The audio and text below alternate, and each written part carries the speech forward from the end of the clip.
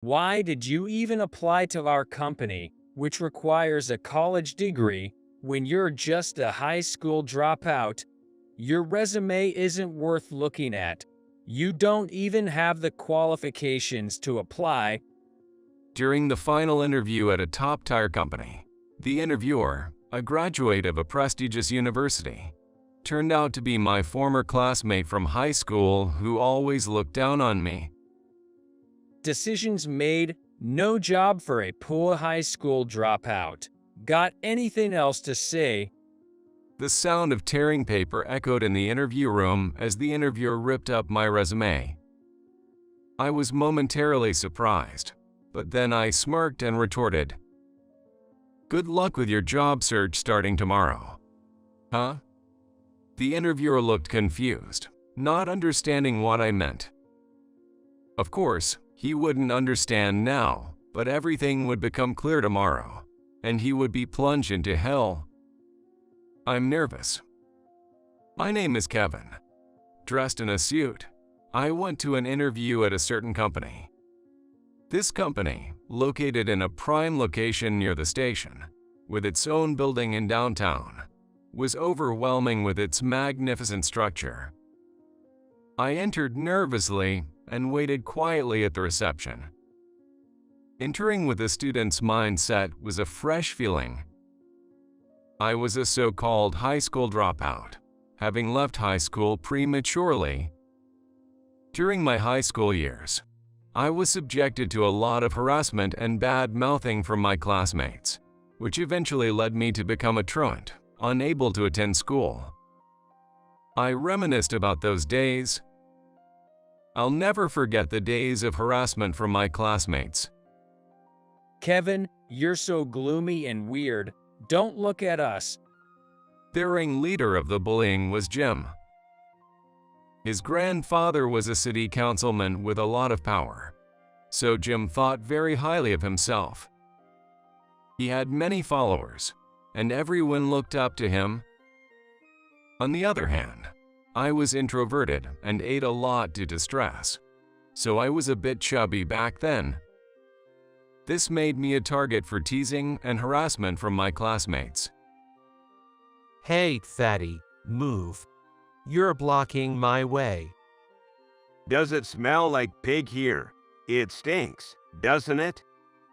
Jim's cronies would say this while snickering and looking at me. Jim seemed to enjoy it, watching and laughing. But I, who had good grades, once scored 100 on a test. The teacher was happy for me, as if it were his own achievement. Kevin, you got 100 again on the test. Everyone should take a leaf out of his book. Come on, teacher. Why are you giving special treatment to Kevin? We can study as well as Kevin, can we? Stop making excuses and study, you guys. This only made my classmates resent me more, and I became more isolated. Jim, especially, seemed to dislike my indifference to currying favor. His dad's not around, so he's got it easy. Must be nice having no one at home to get mad at you. Maybe he's secretly a mama's boy. Haha. The fact that my father had passed away became another reason for mockery. I gradually withdrew into myself due to the relentless teasing and harassment, eventually leading to my truancy. My mother tried to protect me by complaining to the school, but Jim, being the son of a local influential figure and having a good public image, was believed by the teachers. That's right, at school, there was not a single person on my side, not even the teachers. You've done nothing wrong, so don't blame yourself. My mother, Mary, respected my decision and said it was okay for me not to go to school. She took me out to lift my spirits, even taking me to her workplace, and had me do simple chores to build my confidence. It helped me so much. I can't thank her enough for her support during those times.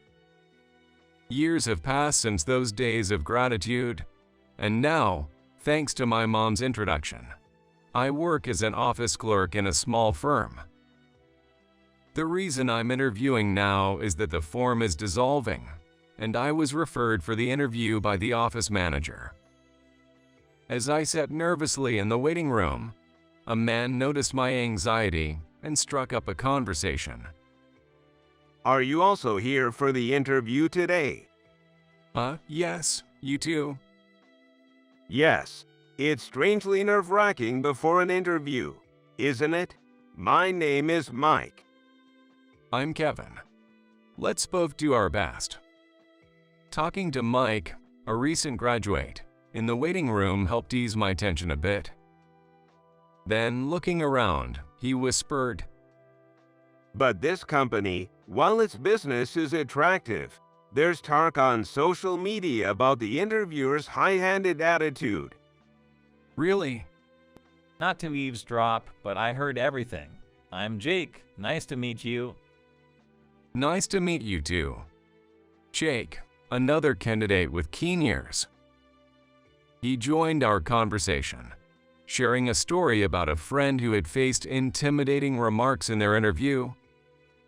The more we talked, the more anxious I felt, but I shook off the nerves and took notes of their detailed stories. Notes for the interview? Yes, I thought it might be necessary. I have a suggestion for both of you. As I explained my proposal to the intrigued pair, I handed them something, which they accepted and tucked into their pockets. Then, with nerves high, the interview began. The interviewer was alone, and his face was familiar. It was Jim, my former high school classmate who had bullied me. Noticing me, Jim smirked unpleasantly.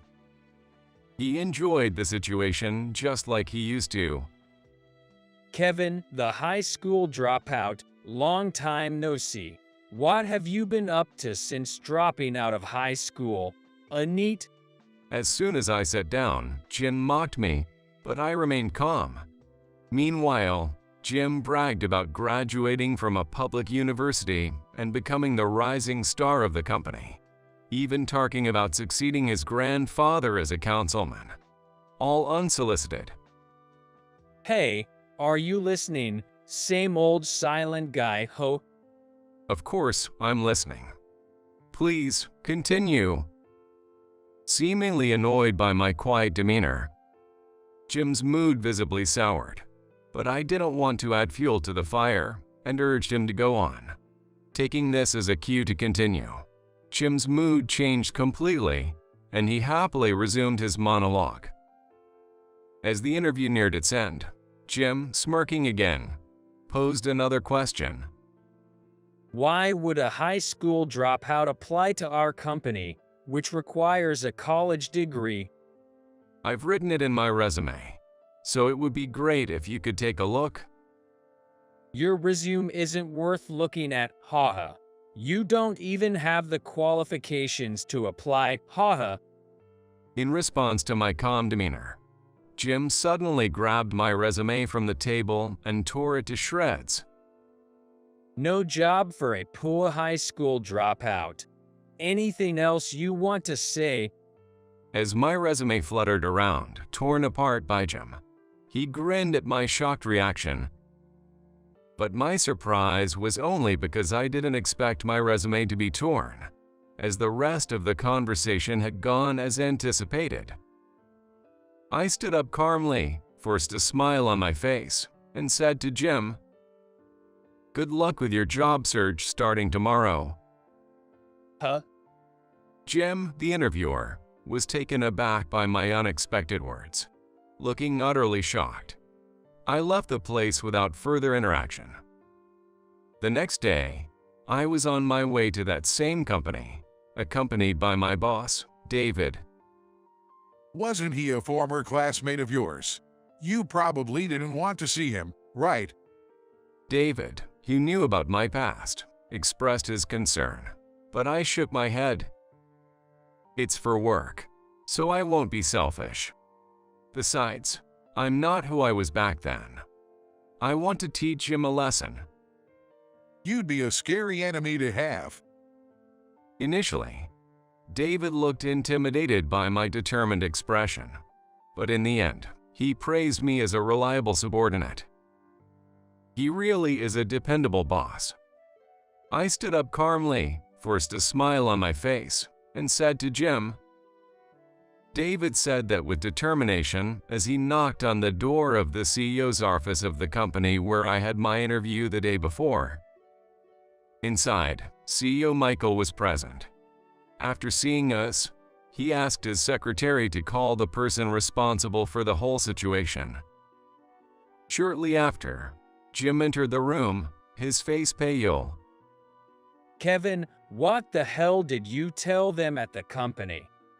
Jim, noticing me, rushed over and grabbed me by the collar. Stop that, Jim. However, after being sternly reprimanded by the CEO, Jim, who had grabbed me, glared at me fiercely and then roughly let go of my shirt. He sure knows how to obediently follow those with more power than himself. Do you know why you've been called here? Michael asked Jim, who responded with silence. Seeing this, Michael sighed and introduced David as a lawyer. Nice to meet you, Jim. I'm David, a lawyer. We're here because several students are planning to file a lawsuit against the company for the mental distress caused by your oppressive interview techniques. There seems to be some misunderstanding, Jim muttered, trying to downplay the situation. I didn't let him off the hook and took out a tablet I had prepared. I have proof of the oppressive interviews. I'll play the recordings from this tablet. I operated the tablet, playing each recording one by one. You don't say much, do you? Aren't you told you lack personality? You're not pretty, are you? Shall I teach you how to be pretty? Oh, you graduated from that university. It's full of dummies, so you're probably useless for this company. Looks matter, you know. Ugly people should get plastic surgery before coming for an interview. All these were in Jim's voice, and his face grew paler as he listened. The CEO's face was flushed red with anger. Although he hadn't known about it until now, he must be especially furious to have had such a person conducting interviews at his company. Of course, we have witnesses. Please, call in those two gentlemen. Understood. Understanding the situation, the CEO instructed his secretary, who then left and returned with two individuals. Those two were Mike and Jake, whom Jim recognized and who had waited with me in the waiting room yesterday, each having their separate interviews.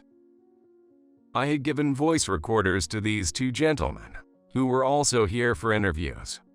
I asked them to start recording when their turn was close. Here's what we captured. I took the voice recorders from Mike and Jake and played them. This is Mike. I was drawn to the attractive job description of your company.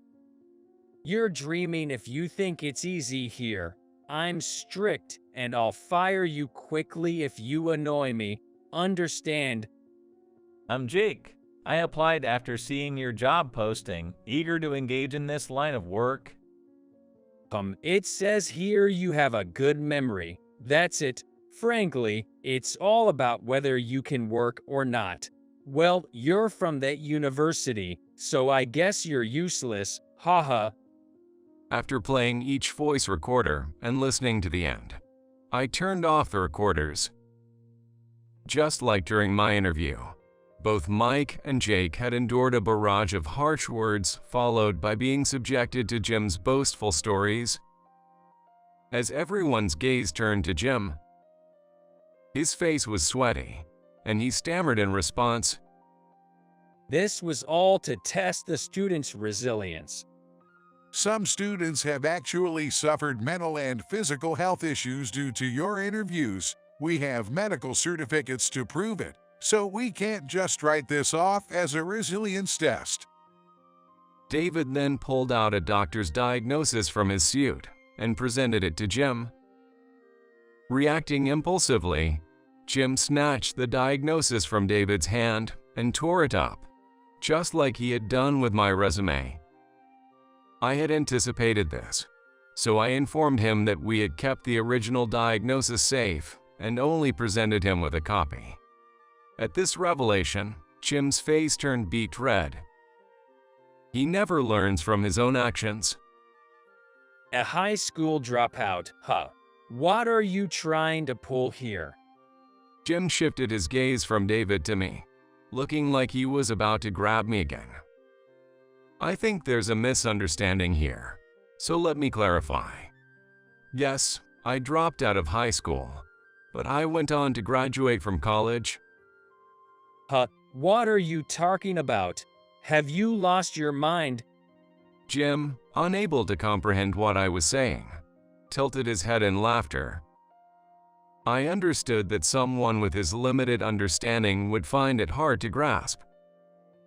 In fact, after dropping out of high school, I had taken the high school equivalency exam and passed.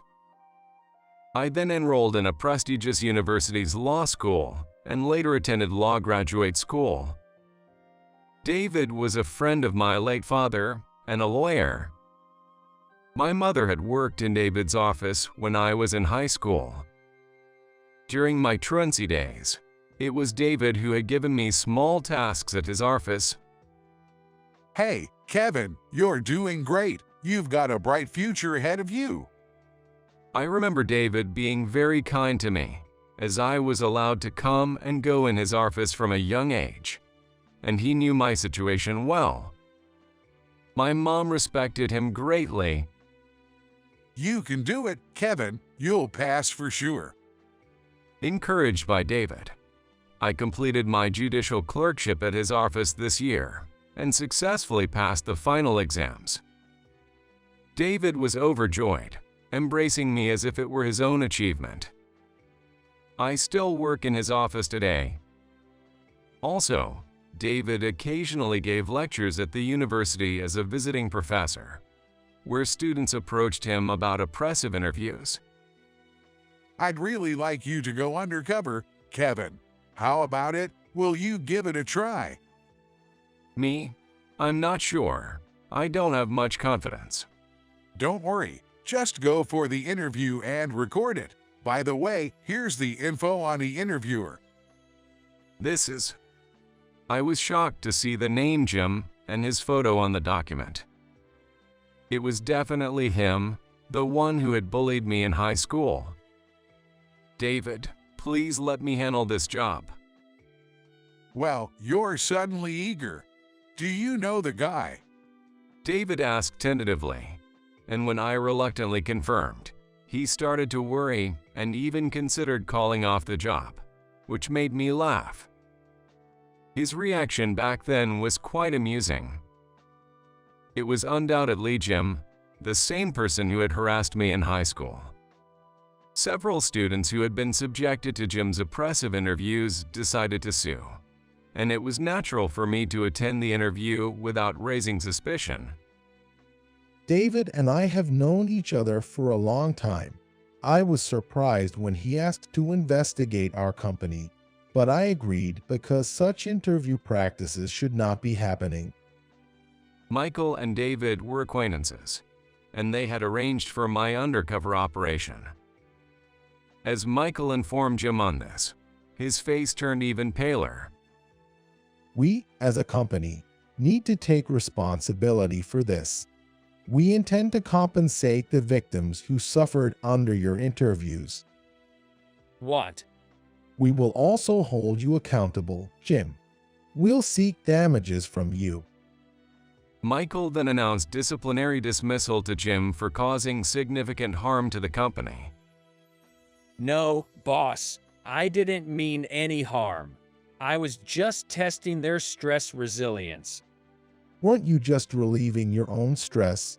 Plus, it seems you've been under a lot of stress from your gambling losses. Jim was known to be an avid gambler, often pouring money into gambling. He was frequently irritable after gambling losses, seemingly taking out his frustration on interviewees. Boss, please forgive me, it wasn't intentional. If I forgive you now, more victims will suffer, and I can bear that thought. Sorry, but I won't budge on my decision. But please, Jim pleaded with Michael, but he was firm and unyielding. Even if it wasn't intentional, that doesn't make it right. I want you to understand that. David, I'd like to officially assign this case to you. In that case, how about assigning Kevin for this task? He was the one who went undercover for this investigation, and if you agree, Michael, I'd like to recommend him. Of course, that's fine. If you say so, I trust Kevin can handle it. Leave it to me. I was determined to fulfill the task I had been given. Jim was still in disbelief, shaking his head in denial. He really doesn't know when to give up. Should I also sue you for defamation and insult? I've suffered mental and physical distress. you don't look like it at all. Besides, there's no way I'd lose to someone like you, Kevin. Shall we proceed with the legal process? You can't do that. My grandfather won't allow it. Jim threw a childish tantrum before fleeing the CEO's office. We were utterly dismayed that a man nearing 30 still relied on his grandfather, the city councilman's influence. Our investigation revealed that Jim had joined the company through his grandfather's connections. Because of this, he continued to act arrogantly, just like he did as a student. After he moved to the HR department, his attitude became a concern for the company, especially since it was affecting its reputation among job-seeking students. However, there was no concrete evidence at the time. That's why I collaborated with Mike and Jake, who had their interviews on the same day as me under the guise of a proposal, and had them carry voice recorders in their pockets. As expected, Jim's abusive language during the interviews served as evidence, leading to this lawsuit. I can't believe the guy interviewing with us was a liar. Do you actually have a lawyer's badge or something? Right after leaving the CEO's office, Mike and Jake bombarded me with questions. It seemed like it was their first time meeting a lawyer, and they looked at me with eyes sparkling with admiration. Of course, here it is. Wow. I showed them my lawyer's badge, which I had kept hidden during the undercover operation, eliciting cheers from them. I should have aimed to be a lawyer too, especially after that interview. I'm not sure if I passed. The CEO had surveillance cameras in the interview room, so he'll review the footage and inform you both of the results later. That's great. Mike and Jake were visibly relieved, making me feel somewhat guilty for involving them in the investigation. I reattached my lawyer's badge and apologized to them sincerely. I'm really sorry for dragging you both into this without revealing my identity. I made you both feel anxious, didn't I? What are you talking about? If you hadn't gone undercover, we would have been unfairly rejected based on that interviewer's whims. Seriously, we owe you big time for saving us from an unjust rejection. Hearing them say that made me feel that my undercover efforts were worthwhile. Seeing their relieved expressions, I felt glad that I could make them happy, and at the same time, relieved that we were able to prevent any further harm. Since we're all here, how about having lunch together? That sounds great, Kevin. Will you join us? I'd love to.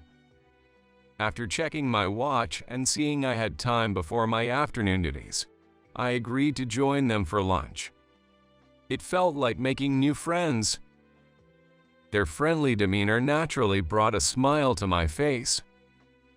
Later, I learned that Mike and Jake were successfully hired, while Jim was officially fired. I conveyed the news to them, and they were overjoyed.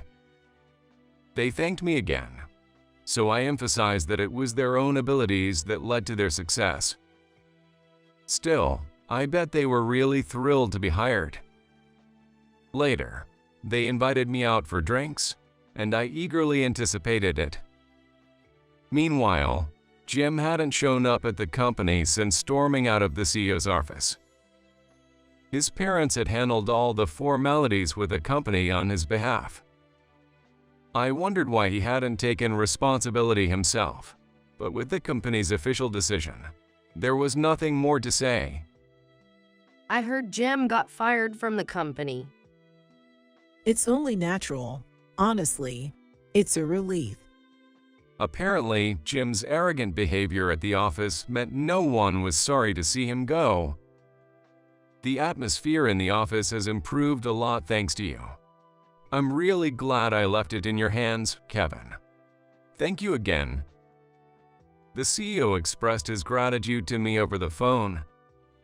I could almost see his happy face as he spoke.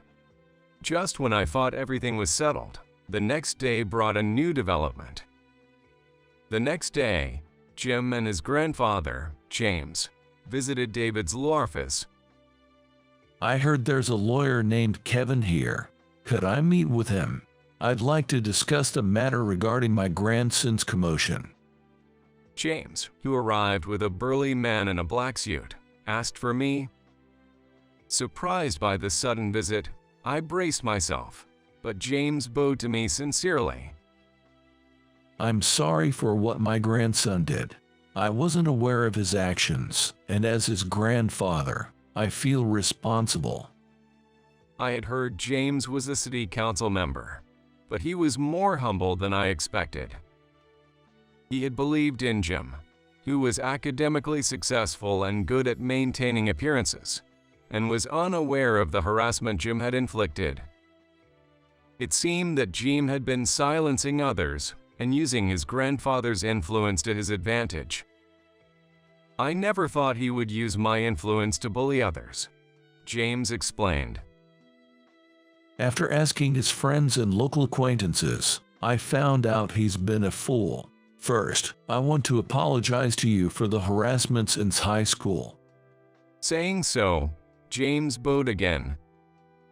Jim, though sulking, bowed slightly as well. I wish Jim would learn from his grandfather. Please raise your head. If you keep bowing, I feel like I'll be struck by lightning. I intervened, fearing James would keep bowing indefinitely. James then told me he intended to retire from politics because of this incident. And I want to ask David to be my successor. Me, I'm honored, but David was planning to close his office and run for election, but being James's successor was beyond his expectations.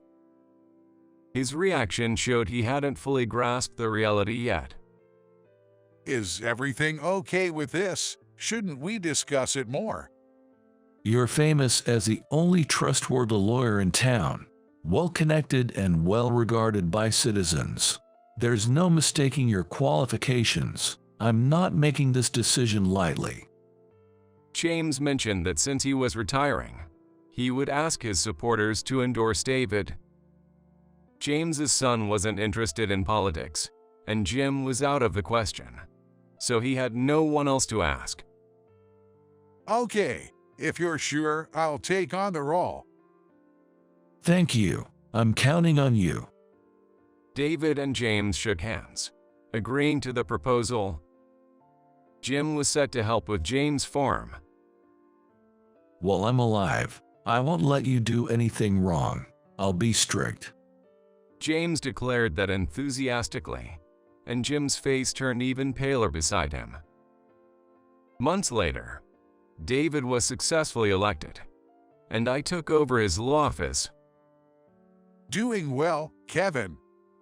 Even now, David visits the office when he has time, and I'm truly grateful. To me, David is like a second father. I never thought our relationship would become so real. David, did you go on a date with Mom? What are you grinning about? Is it bad to go out? I teased David, who asked me back bashfully. Yes, recently David and my mom got married, having developed a relationship from mutual respect. No, it's great to see you so happy. I chuckled at David's newlywed happiness, radiating a joyful aura. Of course, I was happy for their happiness, and having David as my new father was an honor. It was easy to accept him because he had always been there for my mother and me. He has always been supporting us endlessly. He helped me through my mother during the times I was harassed in high school. And it was him who encouraged me and suggested taking the high school equivalency exam when I gave up on pursuing college. I am forever grateful to David. As for Jim, he's now struggling with a family farm business. With James, who retired as a city council member, keeping a strict watch on him, Jim apparently can't indulge in his previous habits of gambling and partying, not even managing to go out for drinks. I heard rumors that Jim's former classmates, who used to follow him around, don't even give him a second glance now. When I was set to meet everyone from high school at the reunion, I felt a sense of unease, recalling those times. But now, with Jim gone, all those who had followed him looked at me, now a lawyer, with respect. I was just following Jim's orders back then. I really am sorry for what I did to you. Kevin, I'm truly sorry. If it's okay with you, please give me your contact info. Let's meet up and have a drink sometime. I accepted their apologies and ended the reunion on good terms. I've faced many hardships, but I'm glad for everything I've been through. I don't consider my truancy and inability to attend high school as a waste of time. The hurt I experienced back then has shaped me into someone who now wants to stand by and support those who are weak and wounded. This change in me is undoubtedly thanks to David. Now, I aspire to be a lawyer who can empathize with others, just like David. Kate, we have a problem. Sarah's documents have been tampered with, and if we don't do something, the deal will fall through. Please, you have to do something. Ethan stood pleadingly at the desk of Kate, the manager. His face was pale, the very image of desperation. Kate, too, looked shocked, her mouth agape as if to say, "You can't be serious." Right, it's today when Louis, the COO of our major client, World Bay Corporation, was coming to the US. The deal, which Sarah was in charge of, with Ethan supporting, was expected to be our biggest yet. We're looking at the deal here that's poised to hit the highest revenue we've ever seen in our company's history. A whopping $100 million. A failure would be a disaster for the company. What are you talking about? We thoroughly checked the documents yesterday. There's no way they could have been altered. Check again. Kate tried to calm Ethan. I've checked multiple times. The original documents are nowhere to be found. Only the altered data. Ethan, go and get Sarah. Get Sarah. Sarah's currently explaining the situation to Louis, the COO of World Bay Corporation, and can't leave. No choice then. Making me deal with this. You guys won't be forgiven later. She entered the conference room with Ethan. As I was left alone in the office, worrying about the big trouble, I was startled by a voice from behind asking, "What's wrong?" "George, when did you get here?" I just arrived. It seemed like something serious was going on. George, the director of our department, always easygoing, said this to me in his usual carefree manner. I explained the situation since it was a major issue for the company. The COO of our major client, World Bay Corporation, is here for a meeting, but there seems to be a holdup because the documents Sarah prepared were tampered with. Ethan came to call me, and manager Kate has gone to offer help in the conference room now. Right after I finished explaining, George said this. Kate can't handle this. You go help, Michael. Me? Yes, you. You can get through this. I didn't know why George was so confident, but he wasn't wrong. I was sure I could handle this crisis. Understood. Without hesitation, I said that and knocked on the conference room door before entering. Inside, Kate was desperately explaining to COO Lewis, with Sarah about to cry and Ethan looking helpless. Oh no, what are you saying? We can't proceed with the deal based on that explanation. We'll have to start over. It was indeed a bad situation. In that moment, seeing me, Kate said, Michael, why are you coming in now? It's a critical moment. Your presence ruins everything. Go make some coffee. Kate ordered me with a fierce look. Then George, standing behind me, said, Kate, you're the one to make coffee. Leave the negotiation to Michael. George, I hate to say it, but Michael is the least capable employee in our department, so I cannot agree with letting him handle this crucial negotiation. Kate was desperately trying to calm herself. Kate, this isn't a suggestion. It's an order. Just go ahead and do as you're told, he said firmly, unlike his usual gentle manner. At those words, Kate couldn't object, but stepped back with an unconvinced look, glaring at me. Excuse me. I'm George, the department head. I'm sorry for any inconvenience caused. Michael will take over. He's an excellent employee, a Harvard graduate.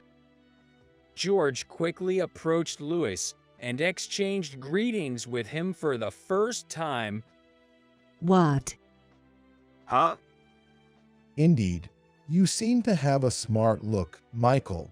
I feel reassured discussing with you.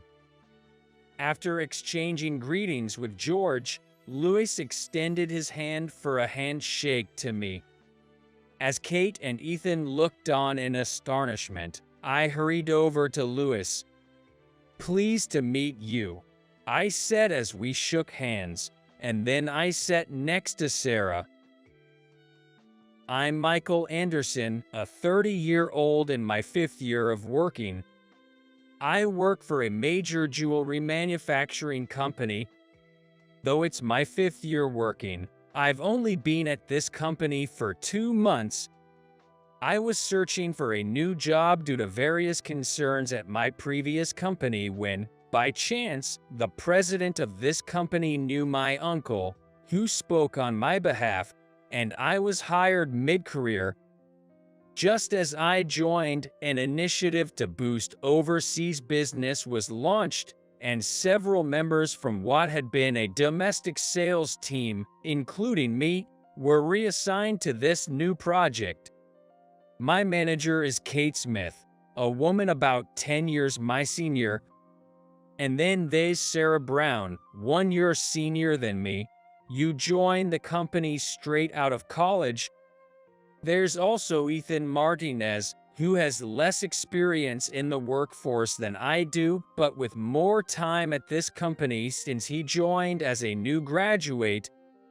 Working with this team can be troublesome, as 2 of them seem particularly skilled at looking down on me. Those 2 are Kate and Ethan. Sarah, on the other hand, is kind and considerate, popular across departments, and I was charmed by her from my first day. And she's beautiful. I can't imagine Sarah ever looking down on anyone, not in my past or future life. On the contrary, when it comes to the other two, they lack so much charm as individuals that they could really stand to take a leaf out of Sarah's book when it comes to decency. First, Kate. She's a genius at issuing commands and exuding an aura of intimidation. Even before I arrived, I heard she was disliked by everyone in the sales department. It was on my first day. Despite my polite greeting, she blatantly ignored me. Wondering if she was hard of hearing, I tried again louder and closer, but she ignored me once more, even though our eyes met. Seeing my confusion, Ethan commented, "Don't worry. Kate is like that with everyone. That's why she's disliked." So I thought such people do exist, and decided not to let it bother me. However, I was surprised to find that Ethan, who offered me that advice, also had a problematic personality. Oh my, so the new guy is here. I was curious, but turns out he's useless.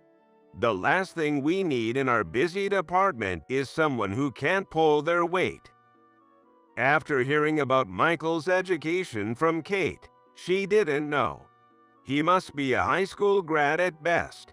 I'll use polite language since he's technically senior, but I've been here longer, so I'll make him work hard. I overheard Ethan saying this to a colleague in the break room shortly after joining. Well, it's fine. I have my sole source of comfort, the goddess Sarah. Her smile motivates me to do my best.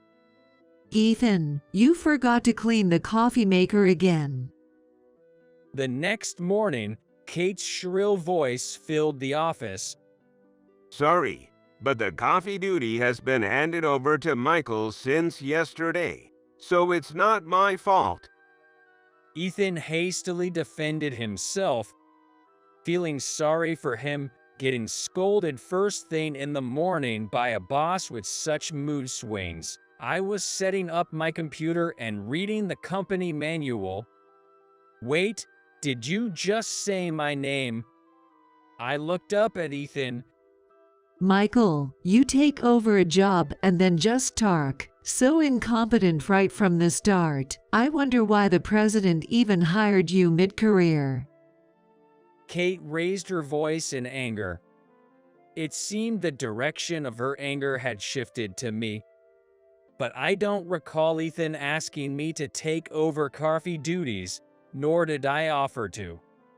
A complete misunderstanding. As I was about to argue back, Ethan said, Kate, I'm going to go to the break room and show Michael how to make coffee. He forcefully led me to the break room, signaling me to follow. Why are you lying? I wasn't asked to be in charge of coffee.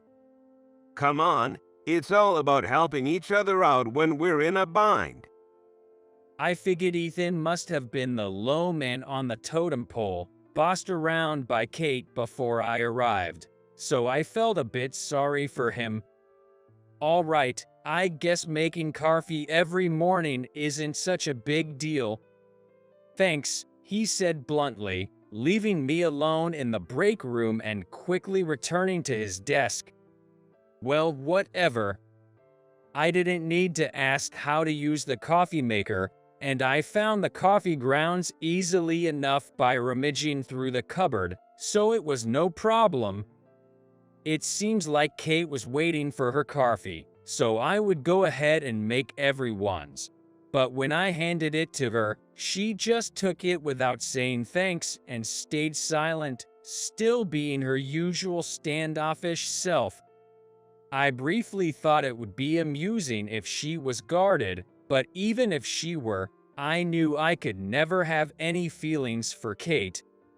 In contrast, Sarah's graceful behavior and consideration were so perfect that just seeing her made all the unpleasant things vanish. Thank you. If you're ever busy or having a hard time, please let me take over anytime. I almost blurted out, "Are you an angel?" "No, a goddess," but I held back. Her speaking politely even to a person with less tenure like me was adorable. I even found myself fantasizing, stupidly smiling at the thought that I wouldn't mind if Sarah were mean to me, but it turns out I wasn't the only one who adored her, and that person was very close by. A month after I joined, our biggest client opportunity since the launch of the Overseas Business Promotion Department came in. A company called World Bay Corporation, an overseas jewelry retailer, might place a large order for our high-priced jewelry. If all went well, it could mean about $100 million in sales. Our company had mainly dealt with domestic companies until now, but this deal was on a much larger scale, truly a result of our efforts to promote overseas business. I saw our department head, George, smiling as he came to Kate's desk to talk about it. That deal, it's just something that got passed to us from the domestic sales team. Kate didn't contribute anything. Ethan had muttered so Kate couldn't hear. After George left, Kate looked around at the three of us and said, "We absolutely must land this contract. It's non-negotiable. Of course, Sarah is the only one I can trust with this. All right, I'm counting on you." Understood. I'll send the details by email later. Check them. The COO, Louis, will be visiting us soon, so please prepare the negotiation documents by then. I'm counting on you. Kate then left for lunch without doing anything herself. Kate isn't going to do anything. Huh? Sarah, I'll help with anything. So let's work hard together. Thank you. I'd be overwhelmed on my own, so I might need your help. Sarah then turned to me. Michael, I might ask you for help too when things get tough. Sorry, but please. Of course, anytime. I was about to say when Ethan cut in. Nah, Sarah, I wouldn't rely on Michael. He's probably just a high school grad with no qualifications. I graduated from a community college, so I'm more reliable. Don't talk like that. But it's true, isn't it? Not wanting to argue in front of Sarah, I kept silent. And so, Ethan kept offering his help to Sarah. I can help you out. If you're free tonight, maybe we can talk over drinks. Ethan's straightforwardness was obvious, his actions clearly showing his interest in Sarah. Direct and honest, you might say. Sarah always declined his invitations, leading me to speculate she might have a boyfriend. Once, as a joke, I said the following and it ended with such an exchange. "I'll join you for drinks." No, that won't be necessary. And so, a month later, on the day COO Louis was visiting, Sarah had gathered all sorts of documents for the negotiation. Those were from our jewelry specs to our factory's production capabilities and delivery schedules, all neatly compiled and even translated into Spanish. COO, Louis is fluent in English, so you don't have to try too hard in Spanish. Yes, but I still think it's better to communicate as much as possible in the client's native language for the best outcome. At the same time, the Overseas Business Promotion Department has seen an increase in deals with overseas partners. While they weren't major clients, Ethan and I were each tasked with different jobs, keeping us busy every day. And then, weeks flew by in a flurry. One day, I had been out for meetings both that day and the day before, not stepping foot in the office, constantly on the go. After wrapping up my meetings successfully and returning to the office, I walked in to find a crisis unfolding. Kate, it's serious. The documents Sarah prepared have been tampered with, and if nothing is done, the deal will fall through. Please, do something. I sighed, pleading at Kate's desk, his face pale with desperation. Kate, too, looked shocked, her mouth agape as if to say, "You can't be serious."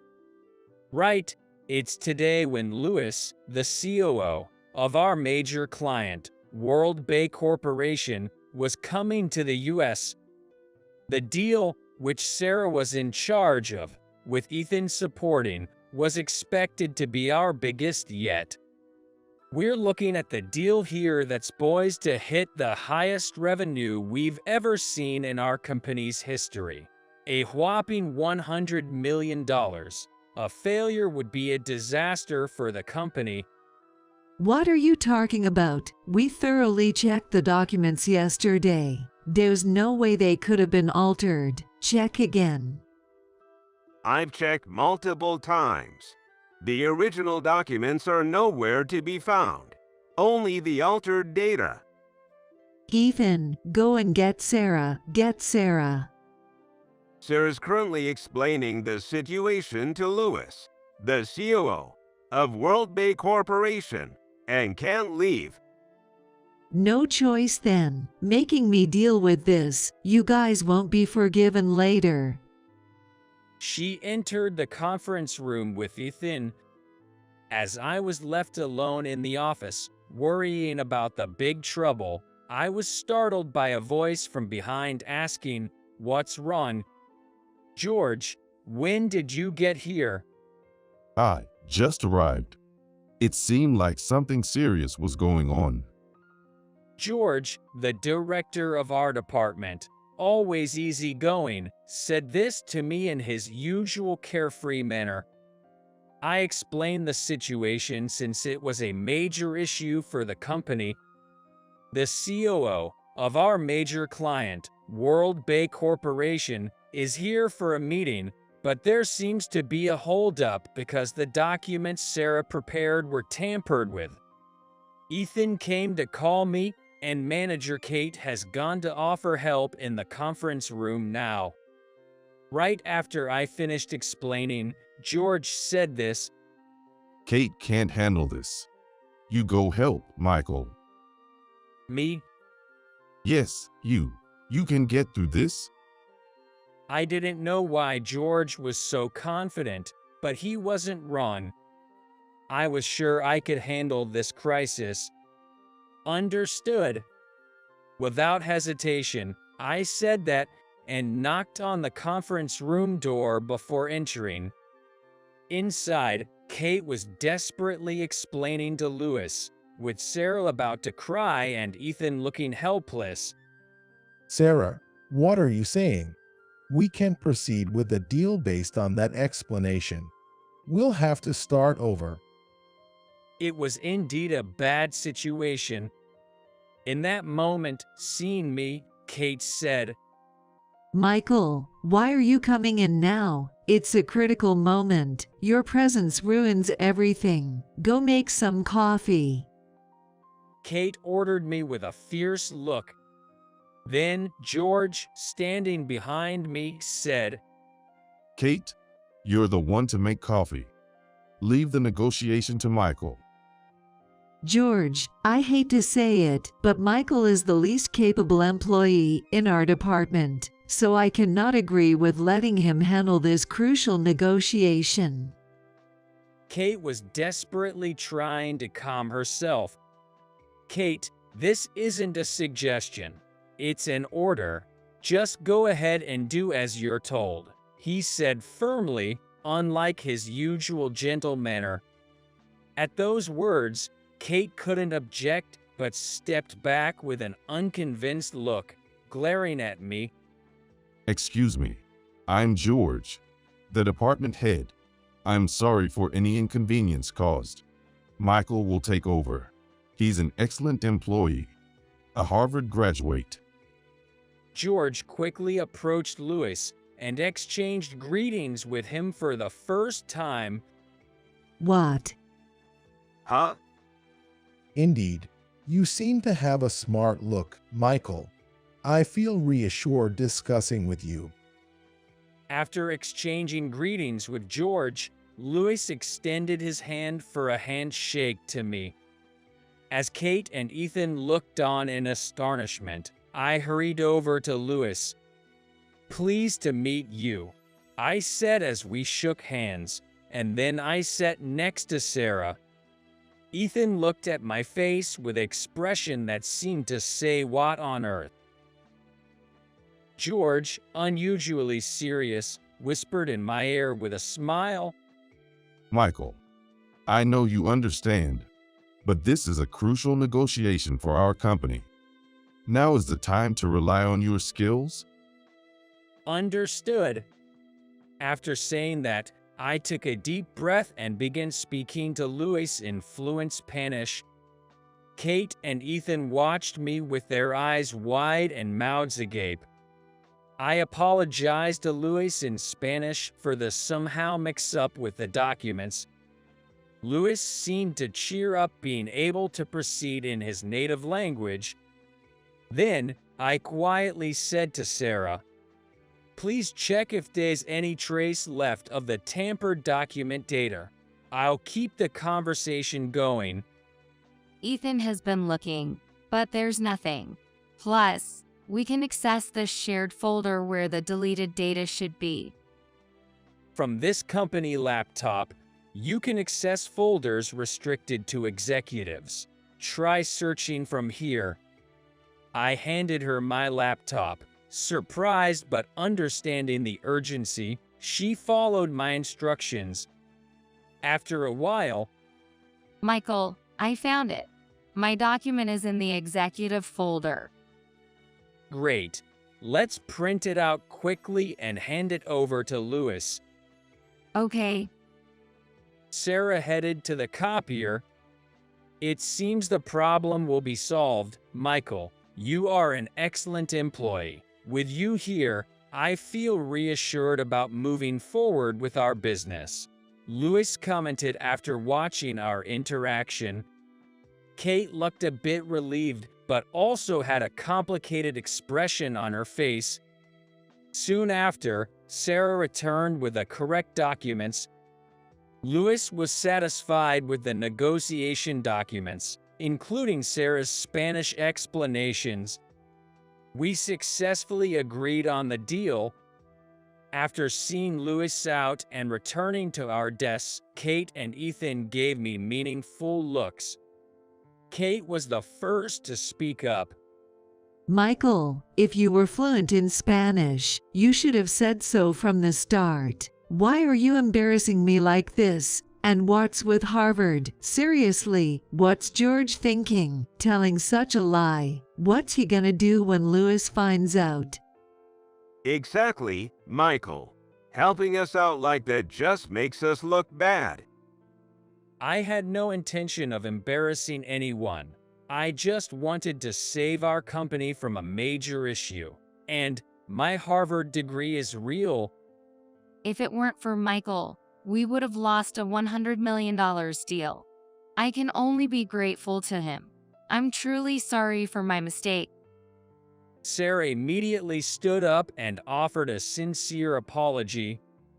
I quickly said, "Sarah, it's not your fault. It's clear someone tampered with the documents. You're a victim here. You don't need to apologize." Right. Sarah did nothing wrong. And Michael, stop making up your educational background. Sarah was on the verge of tears. And, "Oh, just stop causing me trouble," Kate said in anger. Then the door clicked open. Bob. Our company's president, Bob Walker, stood there. I heard there was trouble, but I'm grateful you secured the contract. Thank you. It's nothing. We'll make sure this never happens again. Hearing this, Sarah quickly stood up. I'm so sorry. Sarah, it's not your fault. No need to apologize. We've investigated the issue. It was the doing of an employee from another department. We found out after checking the computers. Unfortunately, that employee will be terminated. Tampering with important negotiation documents is a serious offense. Sarah, you did nothing wrong, so don't worry. Thank you. Bob continued. We will review our security and update our data handling rules tomorrow. Please check the notice when it comes out. And Michael. Yes, I responded, startled at being suddenly addressed. You really helped us out. George told me about your crisis management and excellent Spanish skills.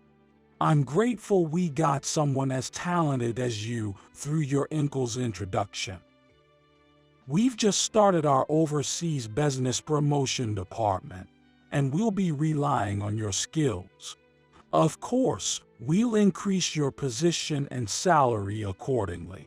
Any employee who interferes with his work will be seen as obstructing the company's business and will be dealt with accordingly. Bob said this, looking intently at Kate and then glancing at Ethan. Bob, I wanted to ask, is it really true that Michael graduated from Harvard? Bob, I've stopped hiding it, so it's okay to disclose now. It's true, Kate. That evening, looking more tired than usual, Kate and Ethan left right at quitting time, and as I was getting ready to leave, George slapped me on the shoulder. Good work today. Would you like to grab a drink? It was a rare invitation, so I happily accepted with a definitely. Sarah was still at the office too, and George invited her along, so the three of us went out together. We left the company and turned into a back alley, entering a stylish restaurant that George frequented. I've always had a good impression of George among my superiors. He's a gentleman, soft-spoken, and liked by everyone. Yet when it's time to work, he doesn't hold back and is very capable. And having dinner with Sarah after work was a first for me, which made me happy.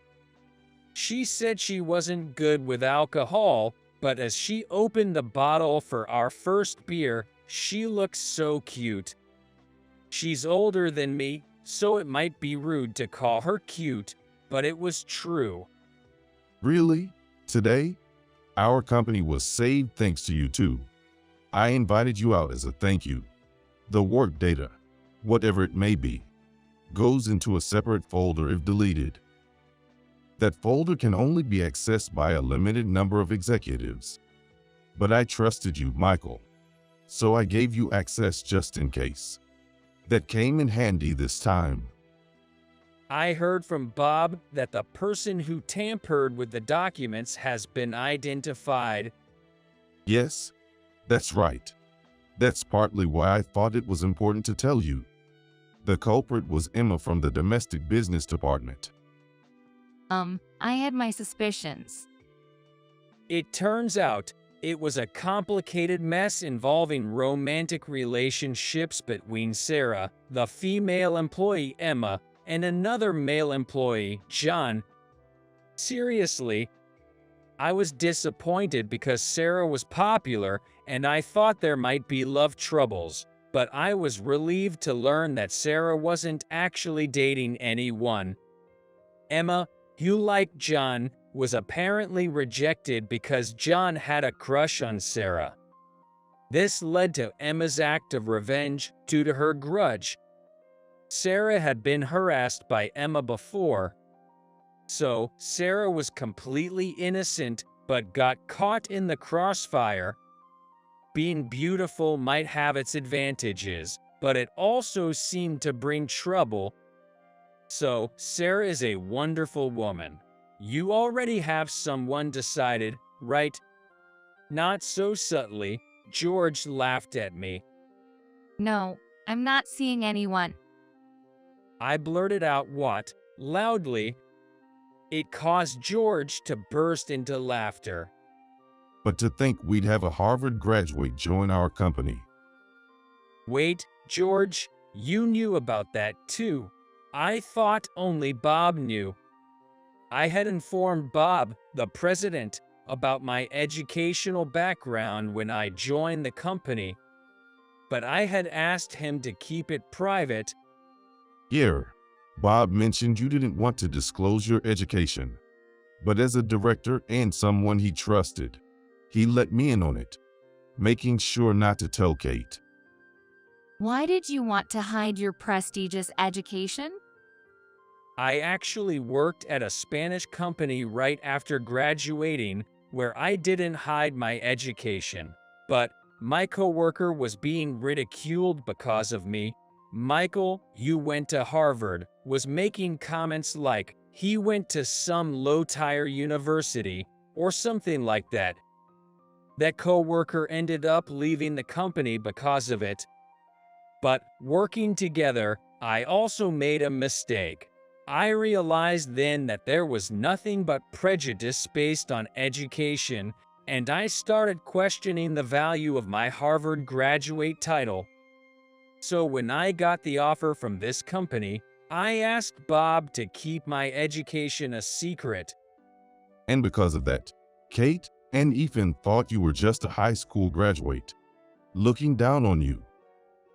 Yay, compared to my previous company, it was interesting to see how differently people treated me without knowing my background. But Sarah was different, right? Actually, about a month after you joined, I asked Sarah her impression of you, and... George, please stop. It's embarrassing, Sarah said, her face turning beet red. Well, let me say it without worrying about it. She said with a bright smile that you're kind and considerate. A truly wonderful man. I chuckled because I actually didn't ask her what she thinks of you as a guy. I just asked about her impression as a colleague.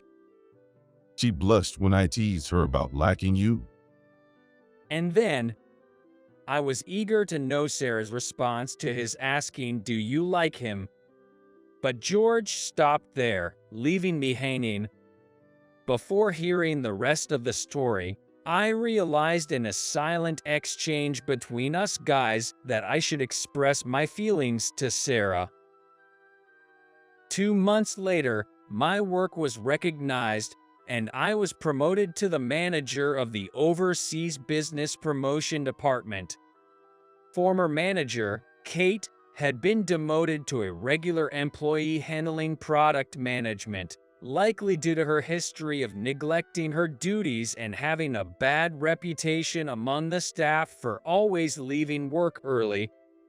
Ethan, since my promotion, stopped his cocky behavior towards me. He's working under me in the same department, but he's not exactly friendly either. I suppose that is understandable. After all, not only did I become a manager suddenly, which he probably didn't like, but there was another thing that definitely made things worse for him. What should we have for dinner tonight? Sarah asked, gripping my arm tightly and leaning in close as we walked to the train station. Sarah, maybe we shouldn't hold arms here. We might run into someone from work. It's fine. We're not doing anything wrong. Everyone at work already knows we're dating. But what about the men at work who liked you? What if they do something to me? If anyone tries to harm you, I'll protect you with all my might. Sarah said, making a fist. Her gesture was so endearing that I let go of her arm only to grasp her hand again, and we boarded the train hand in hand. Sarah and I started dating and quickly moved in together. I want to express my utmost gratitude for finding a reliable partner. I cherish those who believe in me for who I am, not for my title. I'll work hard and make her happy. Looking at a wedding advertisement in the train, I resolved in my heart, all right. What's all right? What if I said fine dining? Dinner's gonna be steak. Feeling even happier, I smiled, way to go. A loser like you probably gets a bonus of about $100, right? I got $50,000, man. After all, mocking me a lot, Logan asked me like he finished me off. I don't even remember what my monthly income was. My wife, Grace, manages our finances, so I don't keep track of our monthly income. Hearing that, Logan laughed out loud again and said, "Man, how can you live like that?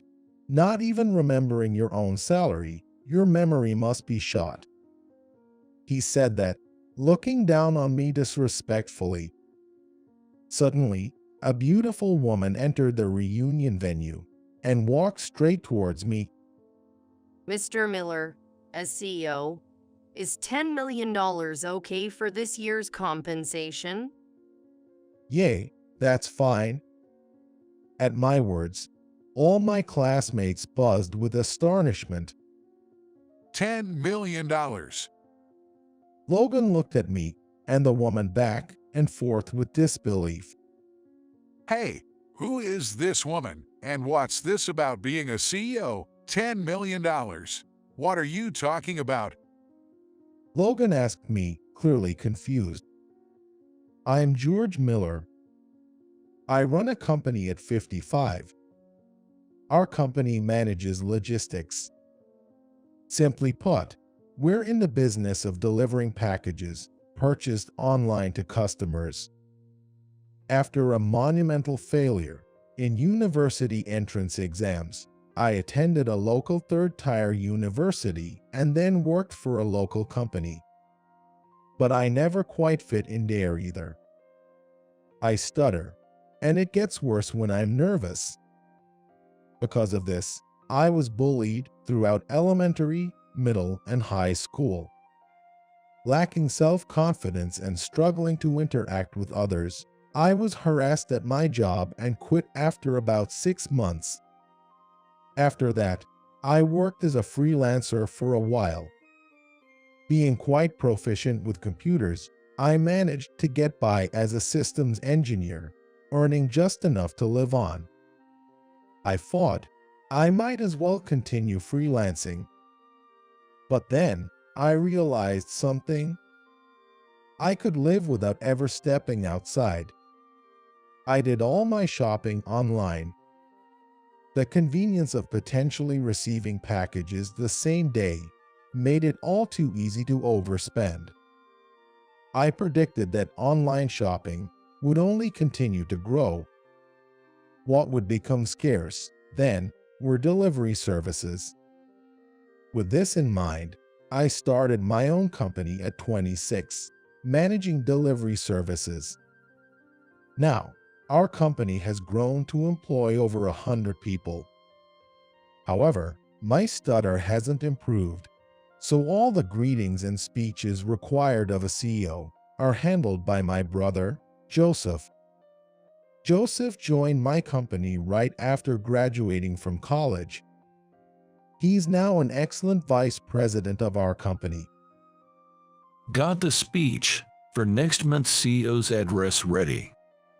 Nah, not yet. Can you do it for me instead? Next month, we have the welcoming ceremony for the new hires. Joseph's going to be taking care of the speeches there too. I could do it, but you know, it'll be obvious. My writing's pretty childish, and I can't wrap things up as neatly as you can. Plus, the new employees probably want to hear from you. Joseph has always thought highly of me. Being 5 years younger might play a part, but he's such a dear brother who always looks up to me. Got it. I'll write it up by today. Thanks. By the way, isn't your high school reunion tomorrow? Are you really going? You don't have to, you know. It's understandable for Joseph to be worried because I was bullied in high school as well. So, I don't have many fond memories of that time. Yay, some close friends of mine will be there, and I want to see them. Well, if I want to leave, I can just leave. If you say so. But if anything happens, just call me right away. Joseph is a bit overprotective of me, a trait he got from our mom. Because of my stutter, my mom always worried and accompanied me everywhere. Naturally, Joseph always came along, so that overprotectiveness towards me is probably ingrained in him. Thanks, I replied and went back to my work. The next day, I was getting ready for the reunion. Lacking any sense of fashion, my wife, Grace, helped me pick out an outfit. Yay, that looks good. You're tall, so everything suits you. Grace is another person who thinks highly of me. Thanks. I feel more confident hearing that from you. It suits you really well. You can come back whenever today. Just don't drink too much. Joseph is dropping you off at the place, right? Seems like it. Joseph's overprotectiveness is in full swing today. Soon after, Joseph came to pick me up, and we headed to the reunion venue. By this age, I've somewhat gotten used to being looked down upon for my stutter. I figured I'd just talk to the people I wanted to talk to at the reunion. That was what I thought. Today was a reunion for my class during senior year of high school. There weren't any bullies from that class. But as we arrived at the venue, my eyes widened in surprise. Seeing my reaction, Joseph looked where I was looking. There was Logan, who had persistently bullied me during my sophomore year. What? Why is he here? Joseph knew Logan as well. After all, this situation with Logan had escalated to the point where our parents had to get involved, so Joseph was familiar with him. George, that's Logan, right? He wasn't supposed to come today. No, but maybe we should just leave. Joseph seemed to prefer keeping me away from Logan and tried to take me back home. I managed to convince Joseph, and we entered the venue. My good friend, Steve, was already inside the place. I sat down next to Steve. Why is Logan here? He wasn't in our class senior year. Some guy who was friends with Logan just invited him without asking. Seriously annoying. Since Steve and I have been friends since sophomore year, he's well aware of Logan. Steve always stood up for me, but he never directly received any harassment from Logan. But it seems Logan left a bad impression on Steve too. As the reunion got underway, I was having a good time catching up with Steve. Logan didn't bother me and was engrossed in conversation with another group. I thought the reunion would end without incident. With that thought, I headed to the restroom. There, I ran into Logan. Huh, aren't you Stutter Man? Stutter Man was the nickname Logan used for me. It was a nickname given to mock my stutter, and Logan and his friends always called me by it. Hey, hey, hey, long, long, long time. Standing in front of Logan, I got so nervous that I stuttered beautifully. Logan burst into laughter upon hearing me. That's what I thought. You are Stutter Man. Well, you haven't changed at all. Still living every day with your stutter. That cracks me up. Logan was patting my shoulder, laughing. Stop, stop, stop it. All I could do was weakly respond, wishing I could escape the situation. Let's grab a drink at least. You flanked your college entrance exams and ended up at a terrible university, right? I want to hear all about that. This is hell. That was my only thought as I looked up to the sky. Logan forcibly dragged me back to the reunion table. Seeing Logan and me return together, Steve rushed over with a worried look. Hey, Logan. What are you doing to George? Back off. Here comes the shadow. I'm not doing anything, just catching up on old times since it's the reunion. You go drink over there. I want to drink with Stutter Man. Saying so, Logan shoved Steve, causing him to fall on his behind. You. Steve, it's okay. I'll just talk for a bit, then come back. I managed to stutter out a response, indicating for Steve to go back without me. Once Logan sets his mind on something, he won't budge. I didn't know what he wanted to talk about, but I figured he'd be satisfied after a little while. Steve looked worried as he returned to his seat. So, did you even graduate college? Your friends must have found you creepy, right? That's how Logan continued to mock my stutter, while his entourage laughed loudly, turning the reunion into a nightmare for me. I ended up telling them about my life after high school.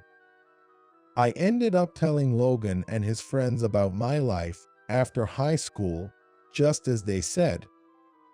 How I failed my college entrance exams and endured 4 terrible years at a lousy university, and how I struggled to find a job due to my stutter, only to quit the company I finally joined after half a year. Logan and his friends were thrilled with my misfortunes. Seriously, I've never met such a loser before. So, you quit your job and became an unemployed. That's insane. Surely, you're still unemployed. No, I'm working now, but... Good for you, finding a company desperate enough to hire a loser like you. Laughing crudely, Logan kept slapping my back, and the surrounding laughter made my head spin. I just wanted to leave as soon as possible. I went to a pretty good university, so I landed a job at a top company. Our pay is amazing, and I actually feel sorry for you. Hey, can we stop? I want to talk to Steve over there. Growing increasingly uncomfortable, I tried to excuse myself, but Logan was laughing so hard he was crying. But before you go, just tell me this. What's your monthly income? A loser like you probably gets a bonus of about $100, right? I got $50,000, man. I don't even remember what my monthly income was. Since Grace handles our salary, I have no idea how much is being deposited each month. Hearing this, Logan laughed out loud again. Man, how can you live like that? Not even remembering your own salary, your memory must be shot. He said this, looking down on me disdainfully. Can I leave now? Wait a minute. We're not done talking, are we? That's not what he said. I feel like crying. Why did this happen?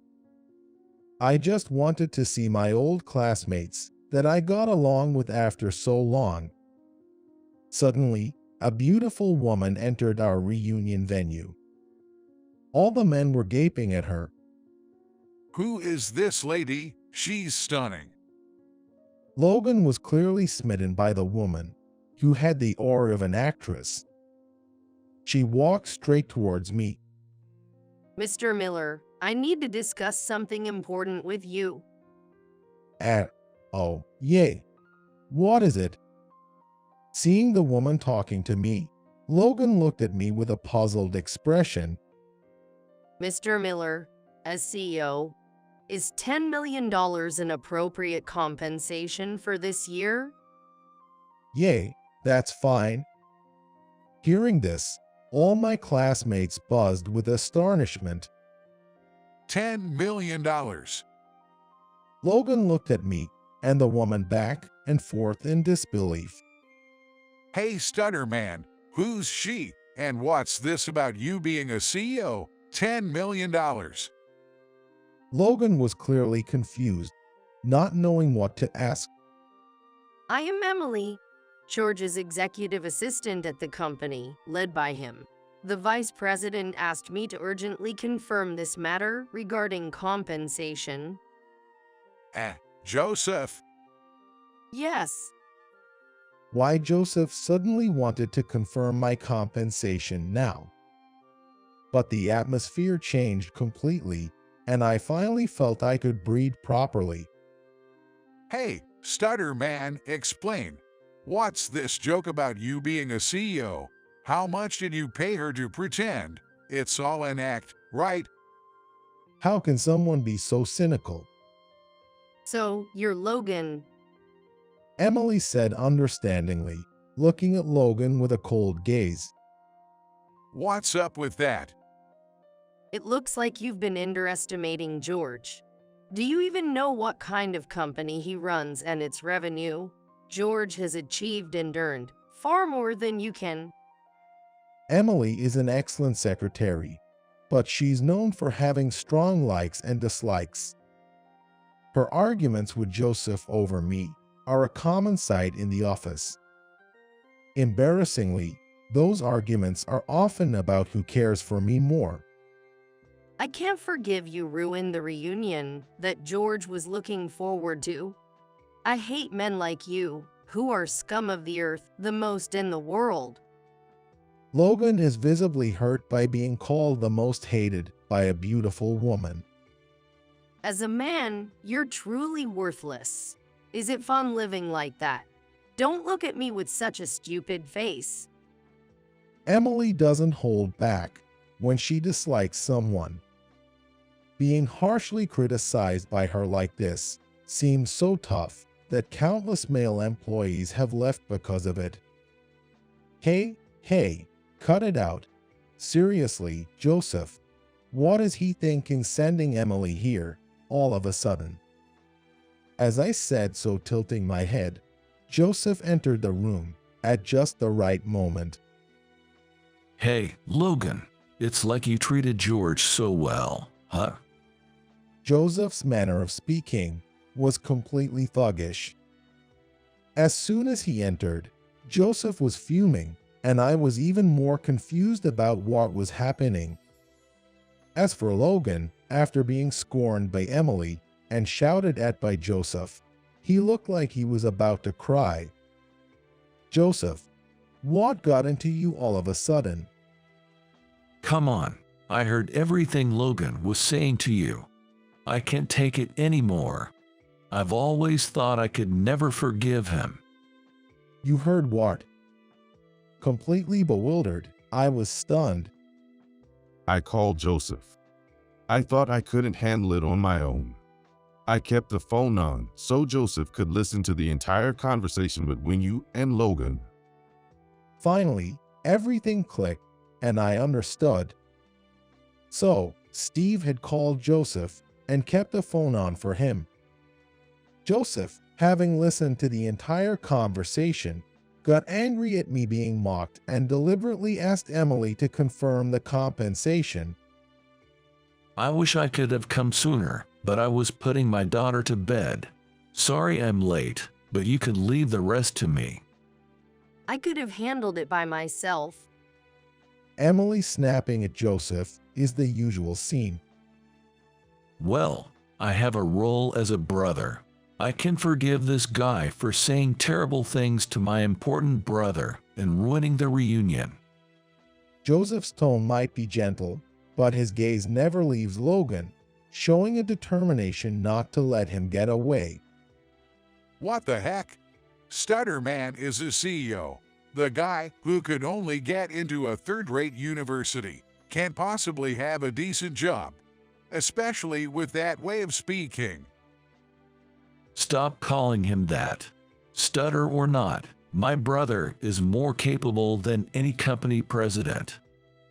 Joseph was about to pounce on Logan, which made him shocked and shut his mouth. George's company is a logistics company that transports packages for online shopping. Do you know how many people are trying to start companies in this field now? It's apparently very profitable, so everyone's jumping into it. George started his company before online shopping became a trend, predicting this industry would hit big. I remember my coworker doing something similar. Nowadays, starting a logistics subsidiary is said to be profitable. Because you can start with just yourself and a vehicle, the low initial cost is one of the reasons. But you can't expect huge profits from a subsidiary. Without enough hands, you can't transport many packages. That's where the big companies have an advantage. Joseph continued proudly, as if it were his own achievement. That big company is the one George started. A few years after he founded the company, that pandemic hit. Because of it, the demand for online shopping skyrocketed, and so did our sales. Of course, my brother's compensation would reach $10 million. Joseph's words had Logan and everyone else, except Steve, who knew about my job, wide-eyed and speechless. I had told Steve about my job, but I hadn't mentioned it to the other classmates. Your bonus was $50,000. Well, that's pretty good for you, isn't it? But you really picked the wrong person to mess with. George is on a whole different level. You've always looked down on him, but you're not even close to his level. Joseph vented years of pent-up resentment towards Logan. What the heck? You are just Stutterman.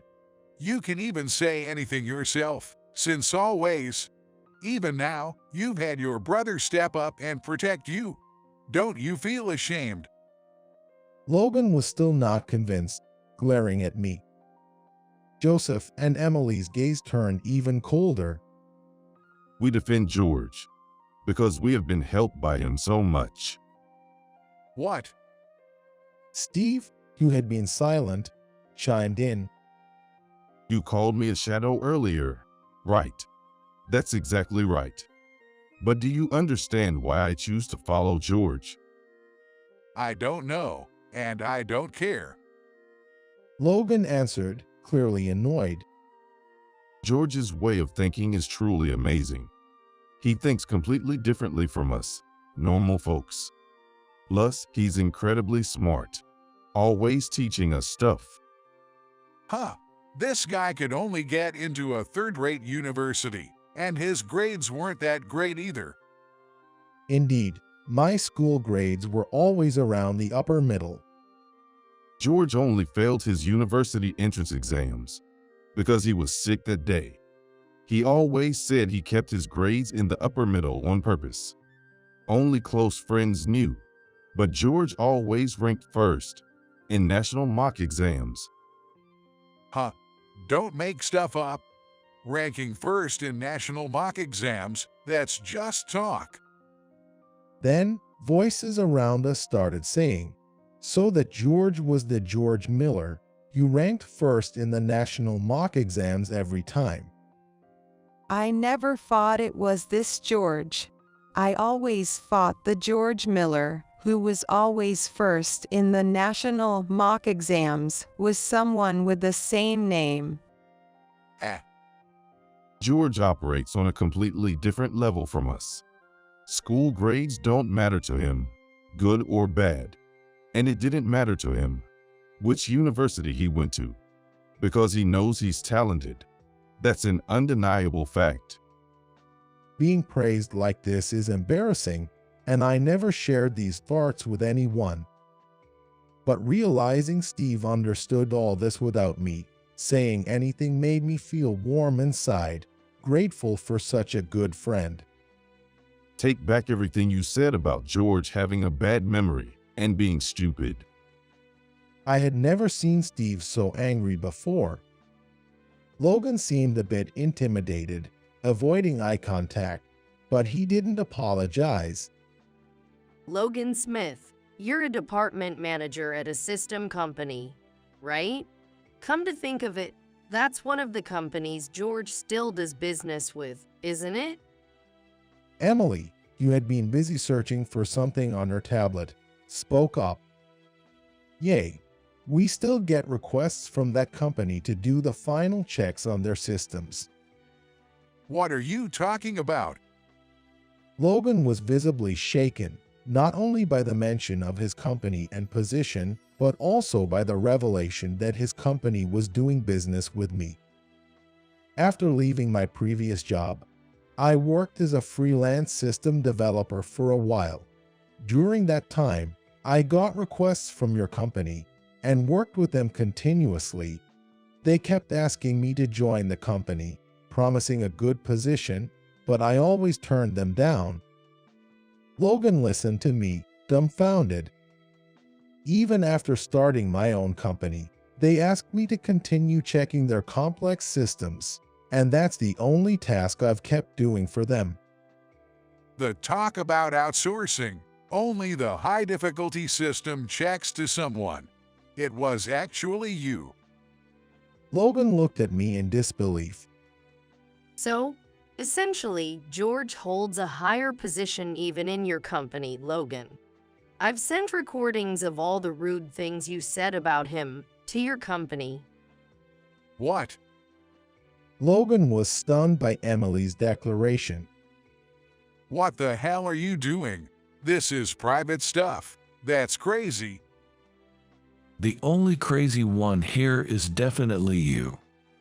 Joseph dismisses Logan, who is angrily crying, with a single retort.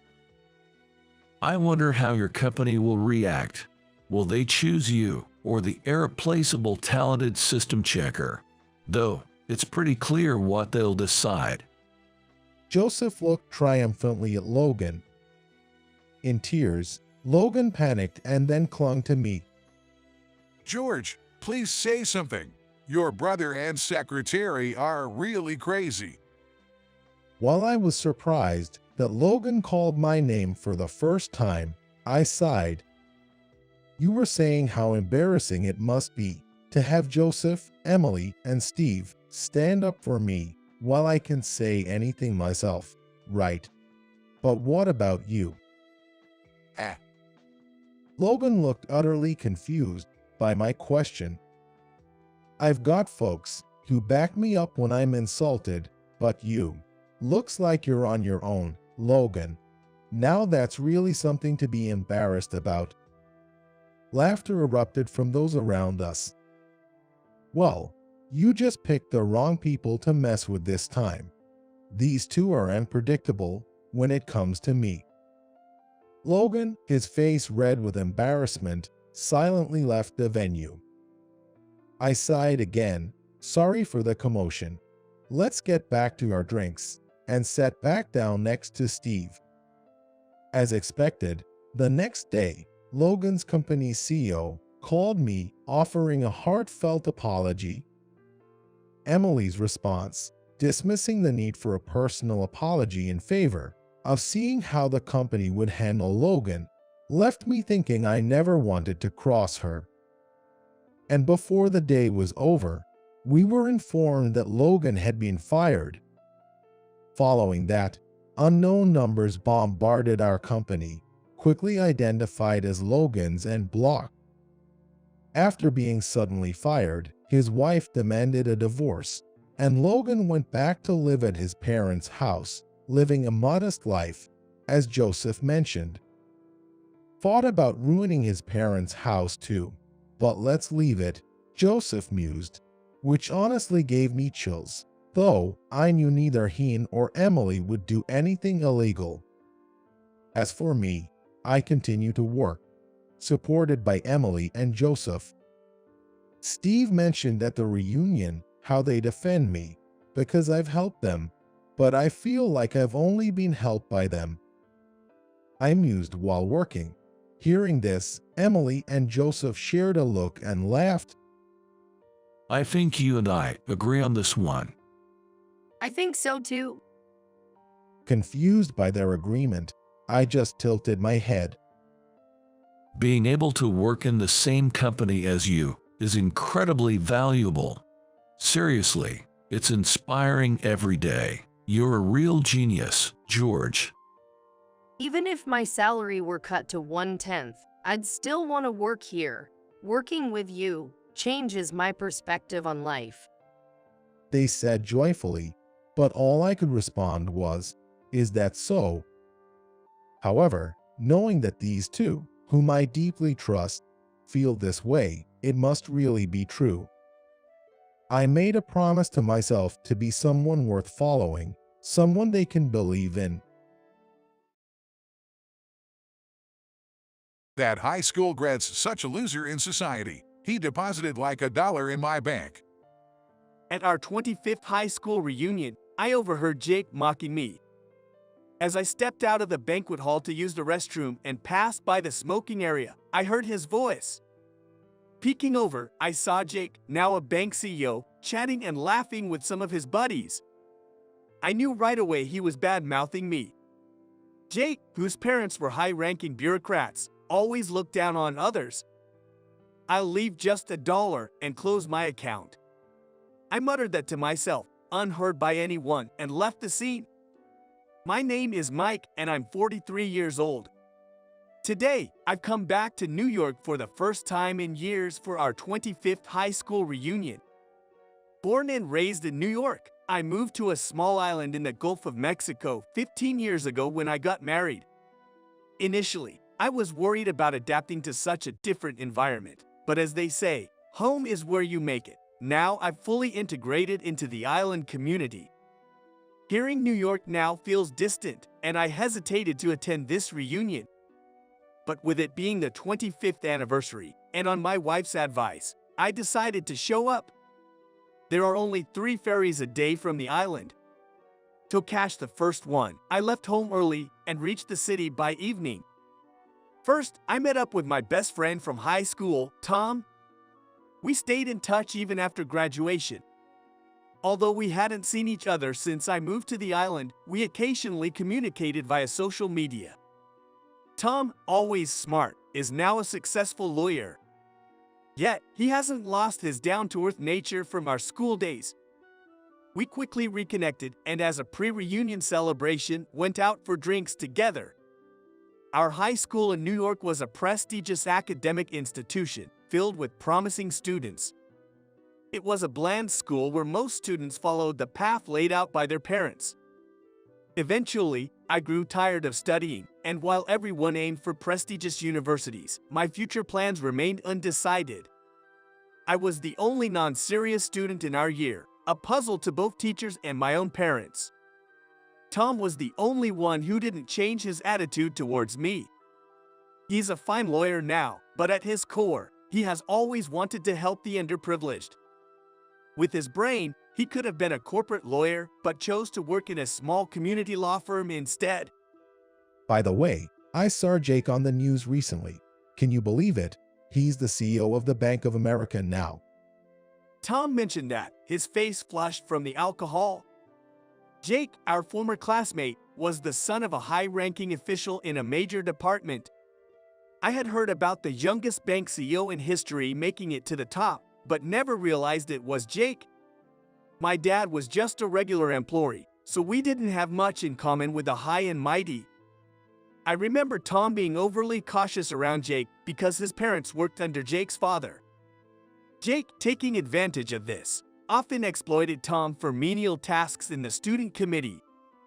Regardless of our parents' statuses, I thought we should have treated each other as equals, but Tom seemed unable to stand up to Jake. Jake always liked bossing people around. People like him end up in high places. I never really liked him, I added. Tom gave a wry smile in agreement. On the day of the reunion, all our classmates seemed to have aged well and were leading decent lives. Having lived on the island for so long, I felt out of place in their conversations, like a newcomer to New York. A few others had moved to the countryside for their retirement, but living on an isolated island was unique to me. Sure, country living can be peaceful, but the lack of major hospitals on the island can be a concern. Many islanders have moved back to the mainland for this reason. However, the 360-degree ocean view on the island is unparalleled, and I found nothing to replace it. Plus, there's Emily, my wife.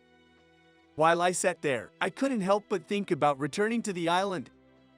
As I was talking about this, Jake, the infamous bank CEO, joined in. He didn't just join us.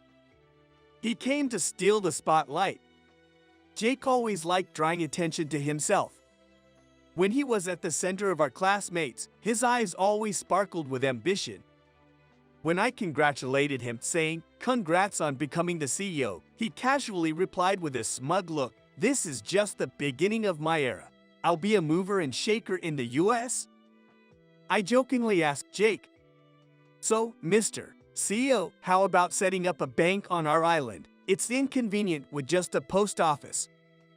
Jake smirked at my words. Sure, I'll think about it. When that happens, Mike, you can be the manager. I'll make a special case for a high school grad like you. I replied, "Thanks a lot. Honestly, my high school education doesn't bother me. Education is just a thing of the past." But Jake came from a family of bureaucrats and was shaped by a credential-focused society. He probably can't help but think this way. As adults, we just need to smile and let it pass. After some time, as the party was reaching its peak, I decided to head to the restroom.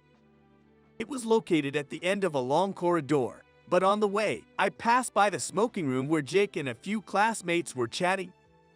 I don't smoke, so I intended to simply pass it by, but unfortunately, I overheard part of their conversation.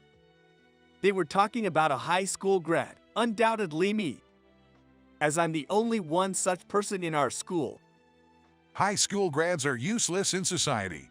They deposit like $1 in my bank. I heard Jake's words followed by their laughter. It brought back old memories. Jake never said it directly, but he always laughed at ordinary folks like me with his friends. I think that mocking others is a regrettable act, revealing one's own prejudices without even realizing it. It's surprising that someone still talks like that as an adult. It's crazy that such a person could become a bank CEO. I'll leave just $1 and close my account. I whispered to myself, unheard by anyone.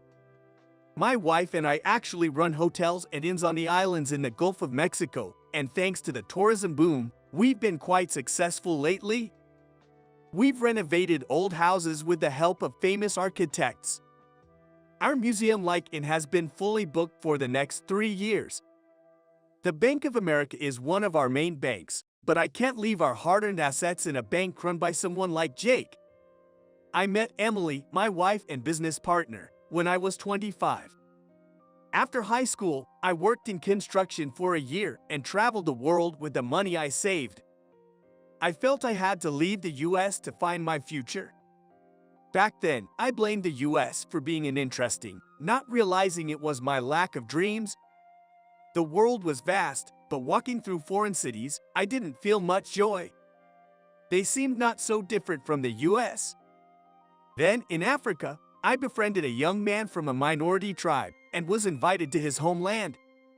There, I discovered the essence of enjoying life. Living simply in nature, their eyes sparkled more than anyone I'd met, and everyone was smiling. I had traveled to many developed countries, but nowhere had I seen everyone smiling like that. Even in the US. Despite the lack of material goods, people seemed fulfilled in a way that modern US, overwhelmed by possessions, were not. I realized what I, and perhaps modern US, were missing was known to these Africans. I lived with them for a while, learning how to enjoy life. Their children, intrigued by the rare American visitor, shared their culture and games with me. I realized a stark difference between us. They could easily speak of their good qualities, while I struggled to mention mine. A young girl asked me, "Why can't you see the good in yourself?" It wasn't the US that was boring. I realized that I hadn't found something I truly wanted to do because I never really took an interest in myself. After returning to the US, I decided to travel across the country with a map in hand. It dawned on me that I had never really known the US beyond New York.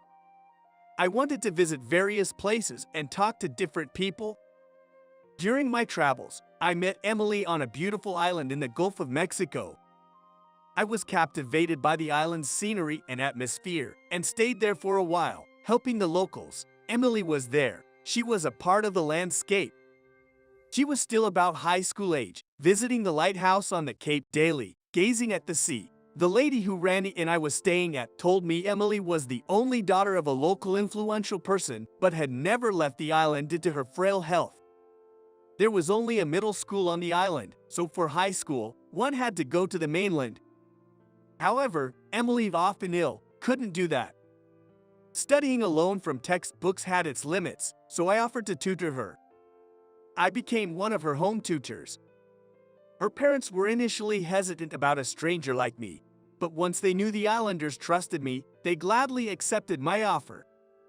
I stayed on the island for about a year, teaching Emily.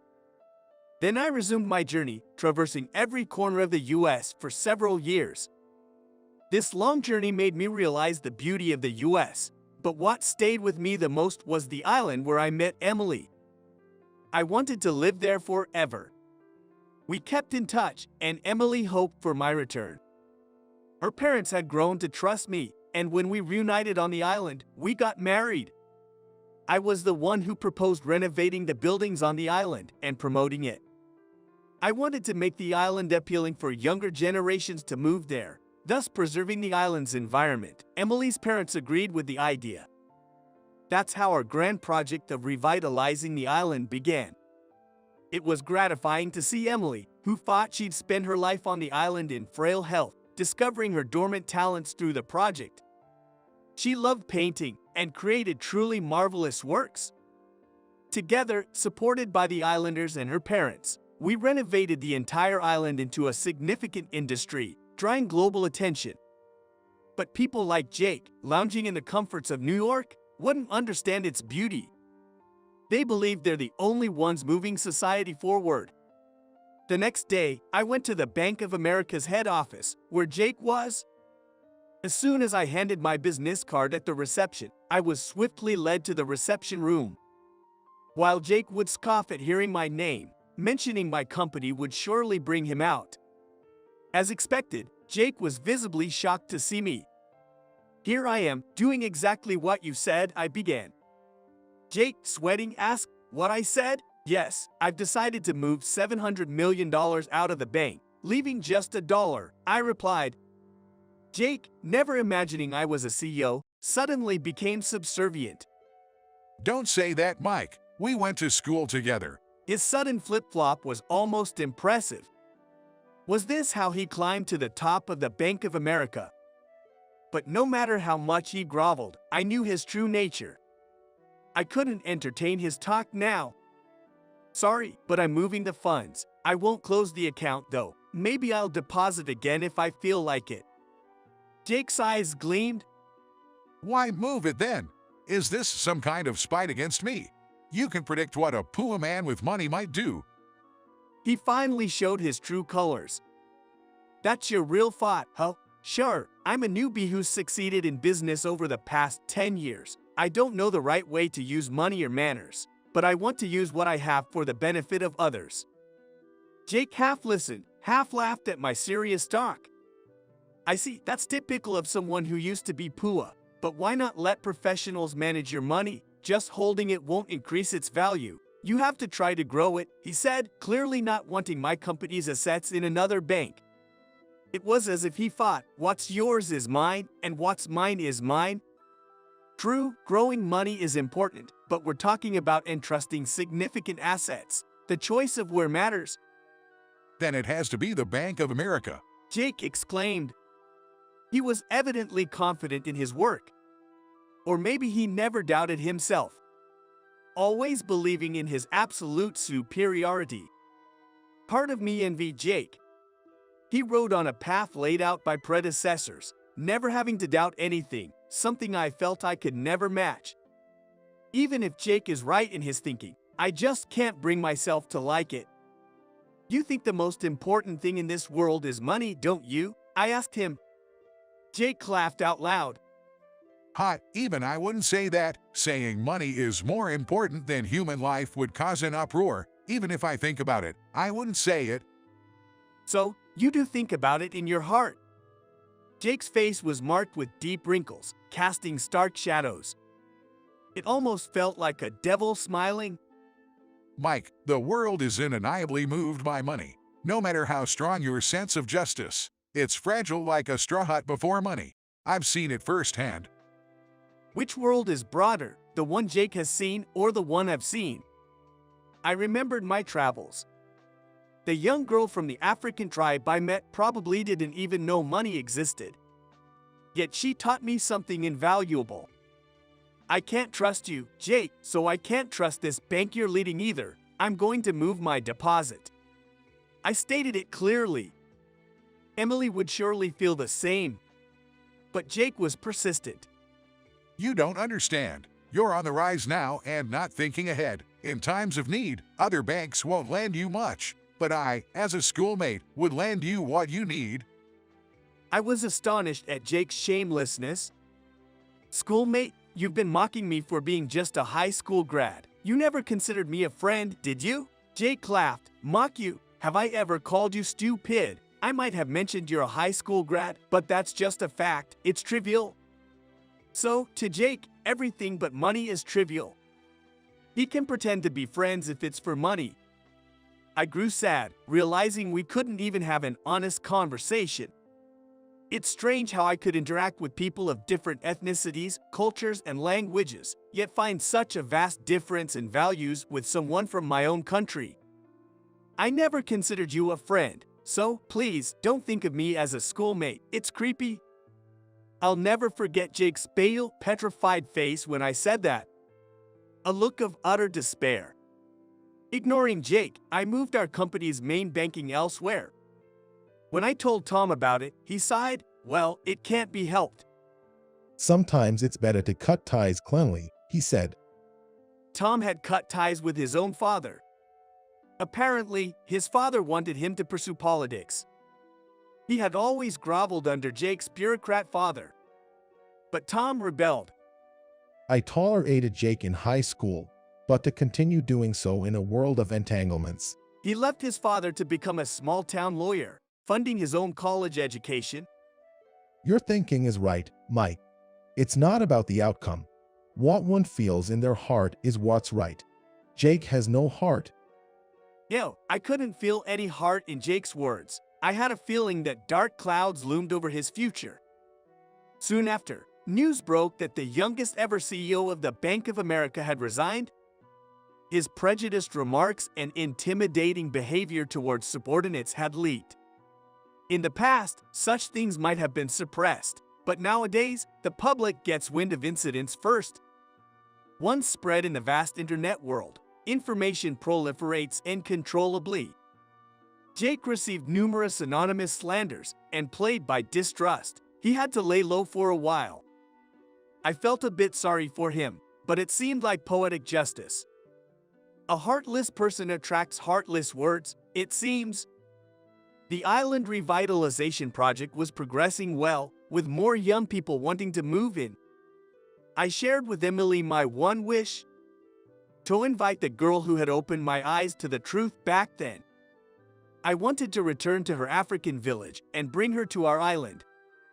If she refused, I'd understand. It was my own idea.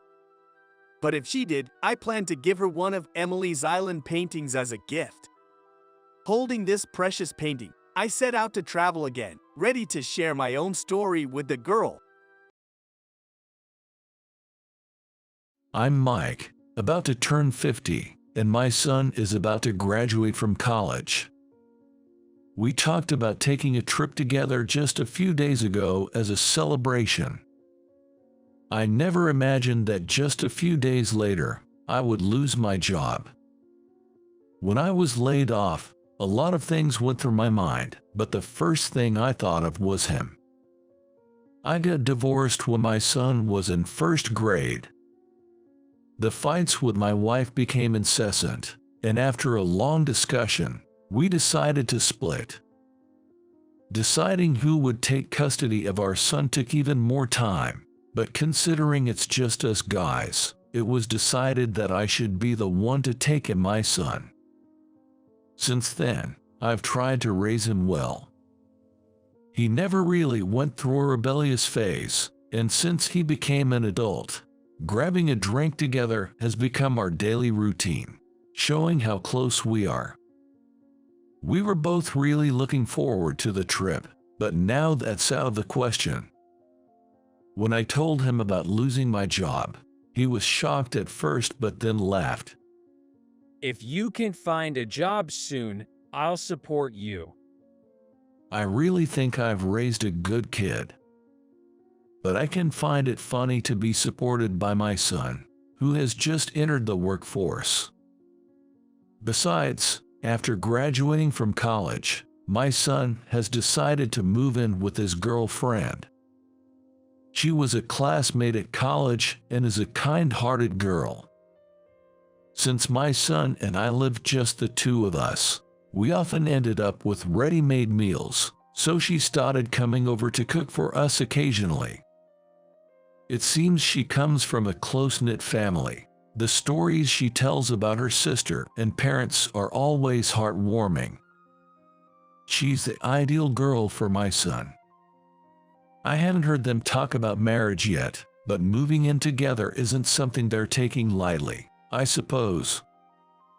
For my part, I've been treating her like a future daughter-in-law. If her parents found out that the reason for canceling their living together plans was that her boyfriend's father became unemployed, they would definitely insist on breaking them up if they were in my shoes. I decided to start looking for a job immediately. However, probably due to my age, I mostly got rejected at the application stage. I finally managed to get an interview for a front desk position at a well-known local hotel. I had no experience in the service industry and wasn't confident, but the first interview went well, and it seemed like there were no issues. The next day, I was informed that I had passed the first interview and would proceed to the final round. It turns out the front desk job includes night shifts. Despite some health concerns, I started feeling hopeful about getting the job. It seemed like I could avoid becoming a burden to my son as an unemployed father. At your age, leaving a long-time job as a medical administrator to come here. Did something happen? The man, looking much younger, maybe around 30, asked me this with a sigh, legs crossed. I don't know what a normal interview is like, but unlike the first round, I wasn't even asked to have a seat, so I remained standing next to a metal chair. I had heard the final interview would be with the general manager and the front desk manager, who would be my direct supervisor. However, there was a problem, and the general manager couldn't attend the interview. Maybe because his boss wasn't there, this guy had an attitude right from the start. Under the director's policy, they wanted to bring in some fresh air. Oh, I hear that a lot. You didn't take it literally, did you? Maybe your presence was just becoming a hindrance, and that's why they said it. His tone got even sharper, and I couldn't respond. You being quiet won't help. Some customers will be much harsher. So you can't get down with this, right? I'm sorry. What about your wife? Do you have kids? I'm divorced. I have a son who is a senior in college. So, your son is about to enter the workforce. Don't you think it's sad for a child to have an unemployed father as a role model? I nearly blurted out that's why I was desperately looking for a job, but I feared he would retort that I should then act accordingly. So I carefully chose my words, and the conversation moved on. As a result, I couldn't properly answer any of the questions. I had finally made it to an interview, but I was sure I wouldn't get this job.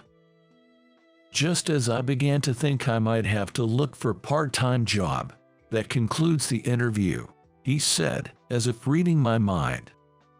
What were you thinking coming here at your age, huh? Just before the door closed, I heard that sneer. He must have said it intentionally for me to hear. I thought I'd rather fail the interview and look for a part-time job than work under someone like that. But the next day, I got a call from HR telling me I was hired. As expected, the hellish days began. I started to think he hired me just to vent his stress because he blatantly picked on me. He, the front manager Simon, didn't properly teach me the ropes of customer service, which was already new to me. Other staff tried to help me out when they could, but they were stretched thin themselves. It was supposed to be a recruitment to cover for a staff member going on maternity leave. But then an experienced staff member found a new job and quit at the same time. They were all overwhelmed just keeping up with their own work. I'm sorry, we can teach you. Being apologized to by ones the same age as my son feels awkward. Moreover, there seemed to be many regular customers who often didn't give their names at check-in. Whenever I hesitated, Simon usually stepped in. Sorry about this. He may look like this, but he's just a rookie. He emphasized my being new at this age. Simon hardly ever helped me when I was struggling, except for these moments. What troubled me further was that everything had to be processed on a computer. I had used computers in my previous job, but learning the hotel-specific system at this age was incredibly challenging. Even when I asked the younger staff members, who were on shift with me, they were tech-savvy and couldn't grasp what I didn't understand, leaving me in a bind. I couldn't keep up with the night shifts either, and when I finally thought it was time for a nap, Simon wouldn't let it slide. Often, my break time ended while I was still standing at the front desk because there were no guests, and it was a good time to practice. Then, an incident occurred. That day was the eve of an entrance exam at a nearby college, and most of the business hotels in the area were fully booked. Many students ended up staying at our pricier hotel for the exam. Everyone checked out around the same time, in line with the exam schedule. The front desk was busier than I'd ever seen, and I was just wishing for my shift to end. Somehow, I made it through the rush and was beckoned by a younger staff member to the office. Apparently, even the senior staff hate working the night shift on this day every year, and it was unheard of for a newbie like me to be scheduled. It must have been Simon's doing. It felt awkward to be treated by someone younger, but I downed a coffee given as a gesture of appreciation in one go. By the way, Simon apparently always takes this day off every year. He's never around on busy days, which is actually a relief. I'd rather not deal with him. He whispered it to me on the sly. The rest of the staff were all great people. I can keep going thanks to everyone. Thank you. Just 5 minutes before clocking out, the phone rang, and I could tell everyone tensed up. Answering it would likely mean staying past my scheduled time. It should have been hard on everyone, having a newbie like me on shift during such a busy time. I steeled myself to at least handle the phone call, but that resolve was quickly broken. I remembered someone once saying, "Why do calls right before leaving always bring trouble?" A charm, under the pillow, yes, got it. Just by the words I uttered, those around seemed to sense the hassle. The caller was a father of a college applicant who had checked out. He explained that his daughter, desperate to pass her college exam, slept with a charm from her grandmother under her pillow and forgot it there. It might have been found by the cleaning staff if it was under the pillow, I thought, and felt relieved for a moment, but checking revealed no such item was found. Even after a thorough search of the room, it remained missing. When I told the father we couldn't find it, I heard him shout at his daughter over the phone, "Why would you put it there?" From bits of the conversation, I realized that the daughter hadn't placed the charm under the pillow, but inside the pillowcase. I know how stressful college exams can be. Having a college-aged child myself, I've heard of kids running away from home during exam season. And being in the pillowcase, the charm might be easier to find. It's okay, I will find it for sure. Please go to the exam without worry, I declared, but for some reason, the charm was nowhere to be found. There are often forgotten items on the beds, and though they're thoroughly checked, pillowcases aren't given as much attention, so it could have slipped inside during the change. After searching even through the trash and finding nothing, as I was about to give up 2 hours into overtime, I decided to check the room one last time. There, in a gap under the bed meant for wiring, I spotted something. Shining a light, I found a charm, inscribed with wishes for success. I let him know I found it. "This means a lot to my daughter. Thank you," the father of the applicant said, very pleased. "I'm glad, and now I can finally go home." But then, Simon, who had started the late shift, showed up. "Why are you still here?" While other staff explained the trouble, Simon wouldn't listen. "You didn't stay just to get overtime pay, did you?" No, it was a young girl in trouble, about my son's age, so I just think mentioning your kid excuses anything. That's why I never wanted to hire an old guy like you. Seeing my exhausted expression, the staff arriving for the late shift asked if I was okay, but I don't remember what I answered. Before I could touch the door to leave the office, it opened on its own. A man in an expensive suit, not a uniform, looked at my name tag and smiled. "Finally got to meet you. General Manager. Good evening, sir." Simon's usual sour demeanor vanished as he started talking to the general manager with a smile, as if it were all a lie. I was so surprised that I missed both the chance to greet and to leave. "You are Dr. Johnson's son, right?"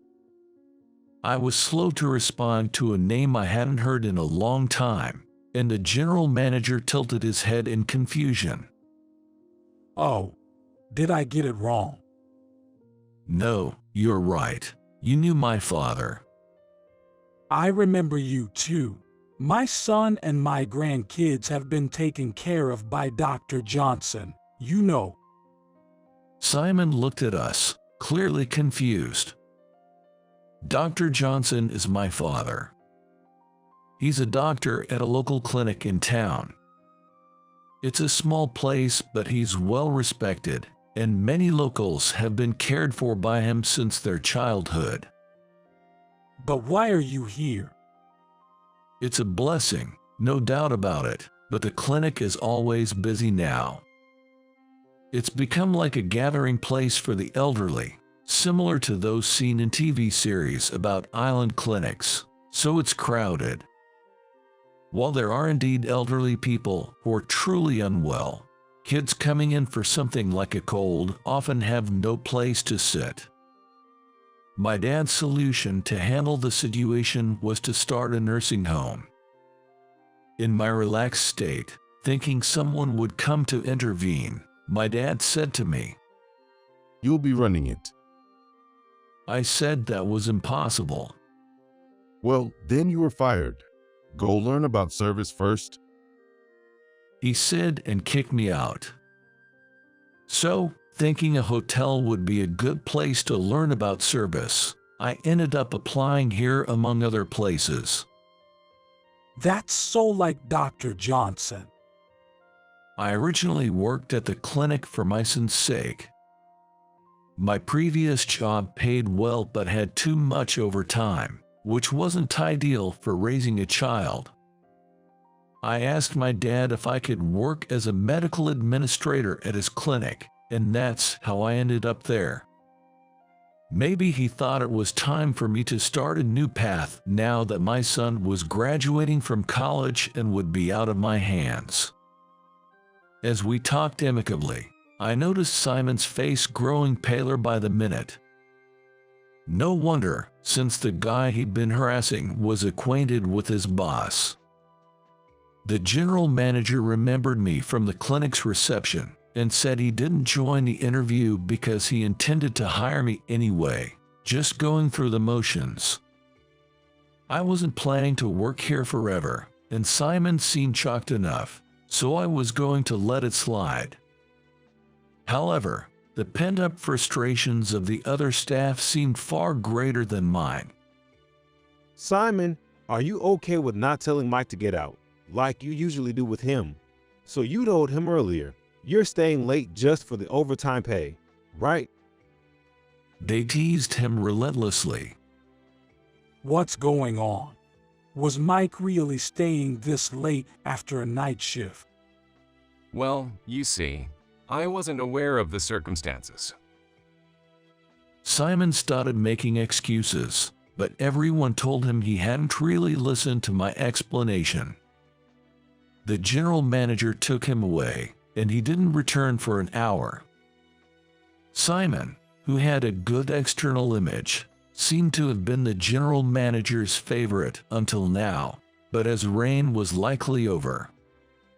Just when I thought I could go to work worry-free the next day, I received a message from my son on the train home. I'm bringing my girlfriend over today. Could it be that her parents found out I quit my medical administration job and switched to being a hotel front desk staff at my age? Technically, it was a career move to manage a nursing home, but from my father's attitude, nothing specific seemed decided. I worried about what would happen if they wanted to cancel the cohabitation, not to mention the marriage. These thoughts kept me wide awake despite having just finished a night shift. That night, my son didn't come home with just his girlfriend but 2 other people. She introduced them as her father and sister. Nervous about what would be said, her father spoke to me. Thank you for today. Today. Thank you for finding the charm. They were the family who had forgotten the charm. She had moved from the neighboring county to attend the same college as my son and lived alone. Her sister, too fond of her, seemed to have decided to apply to the same college.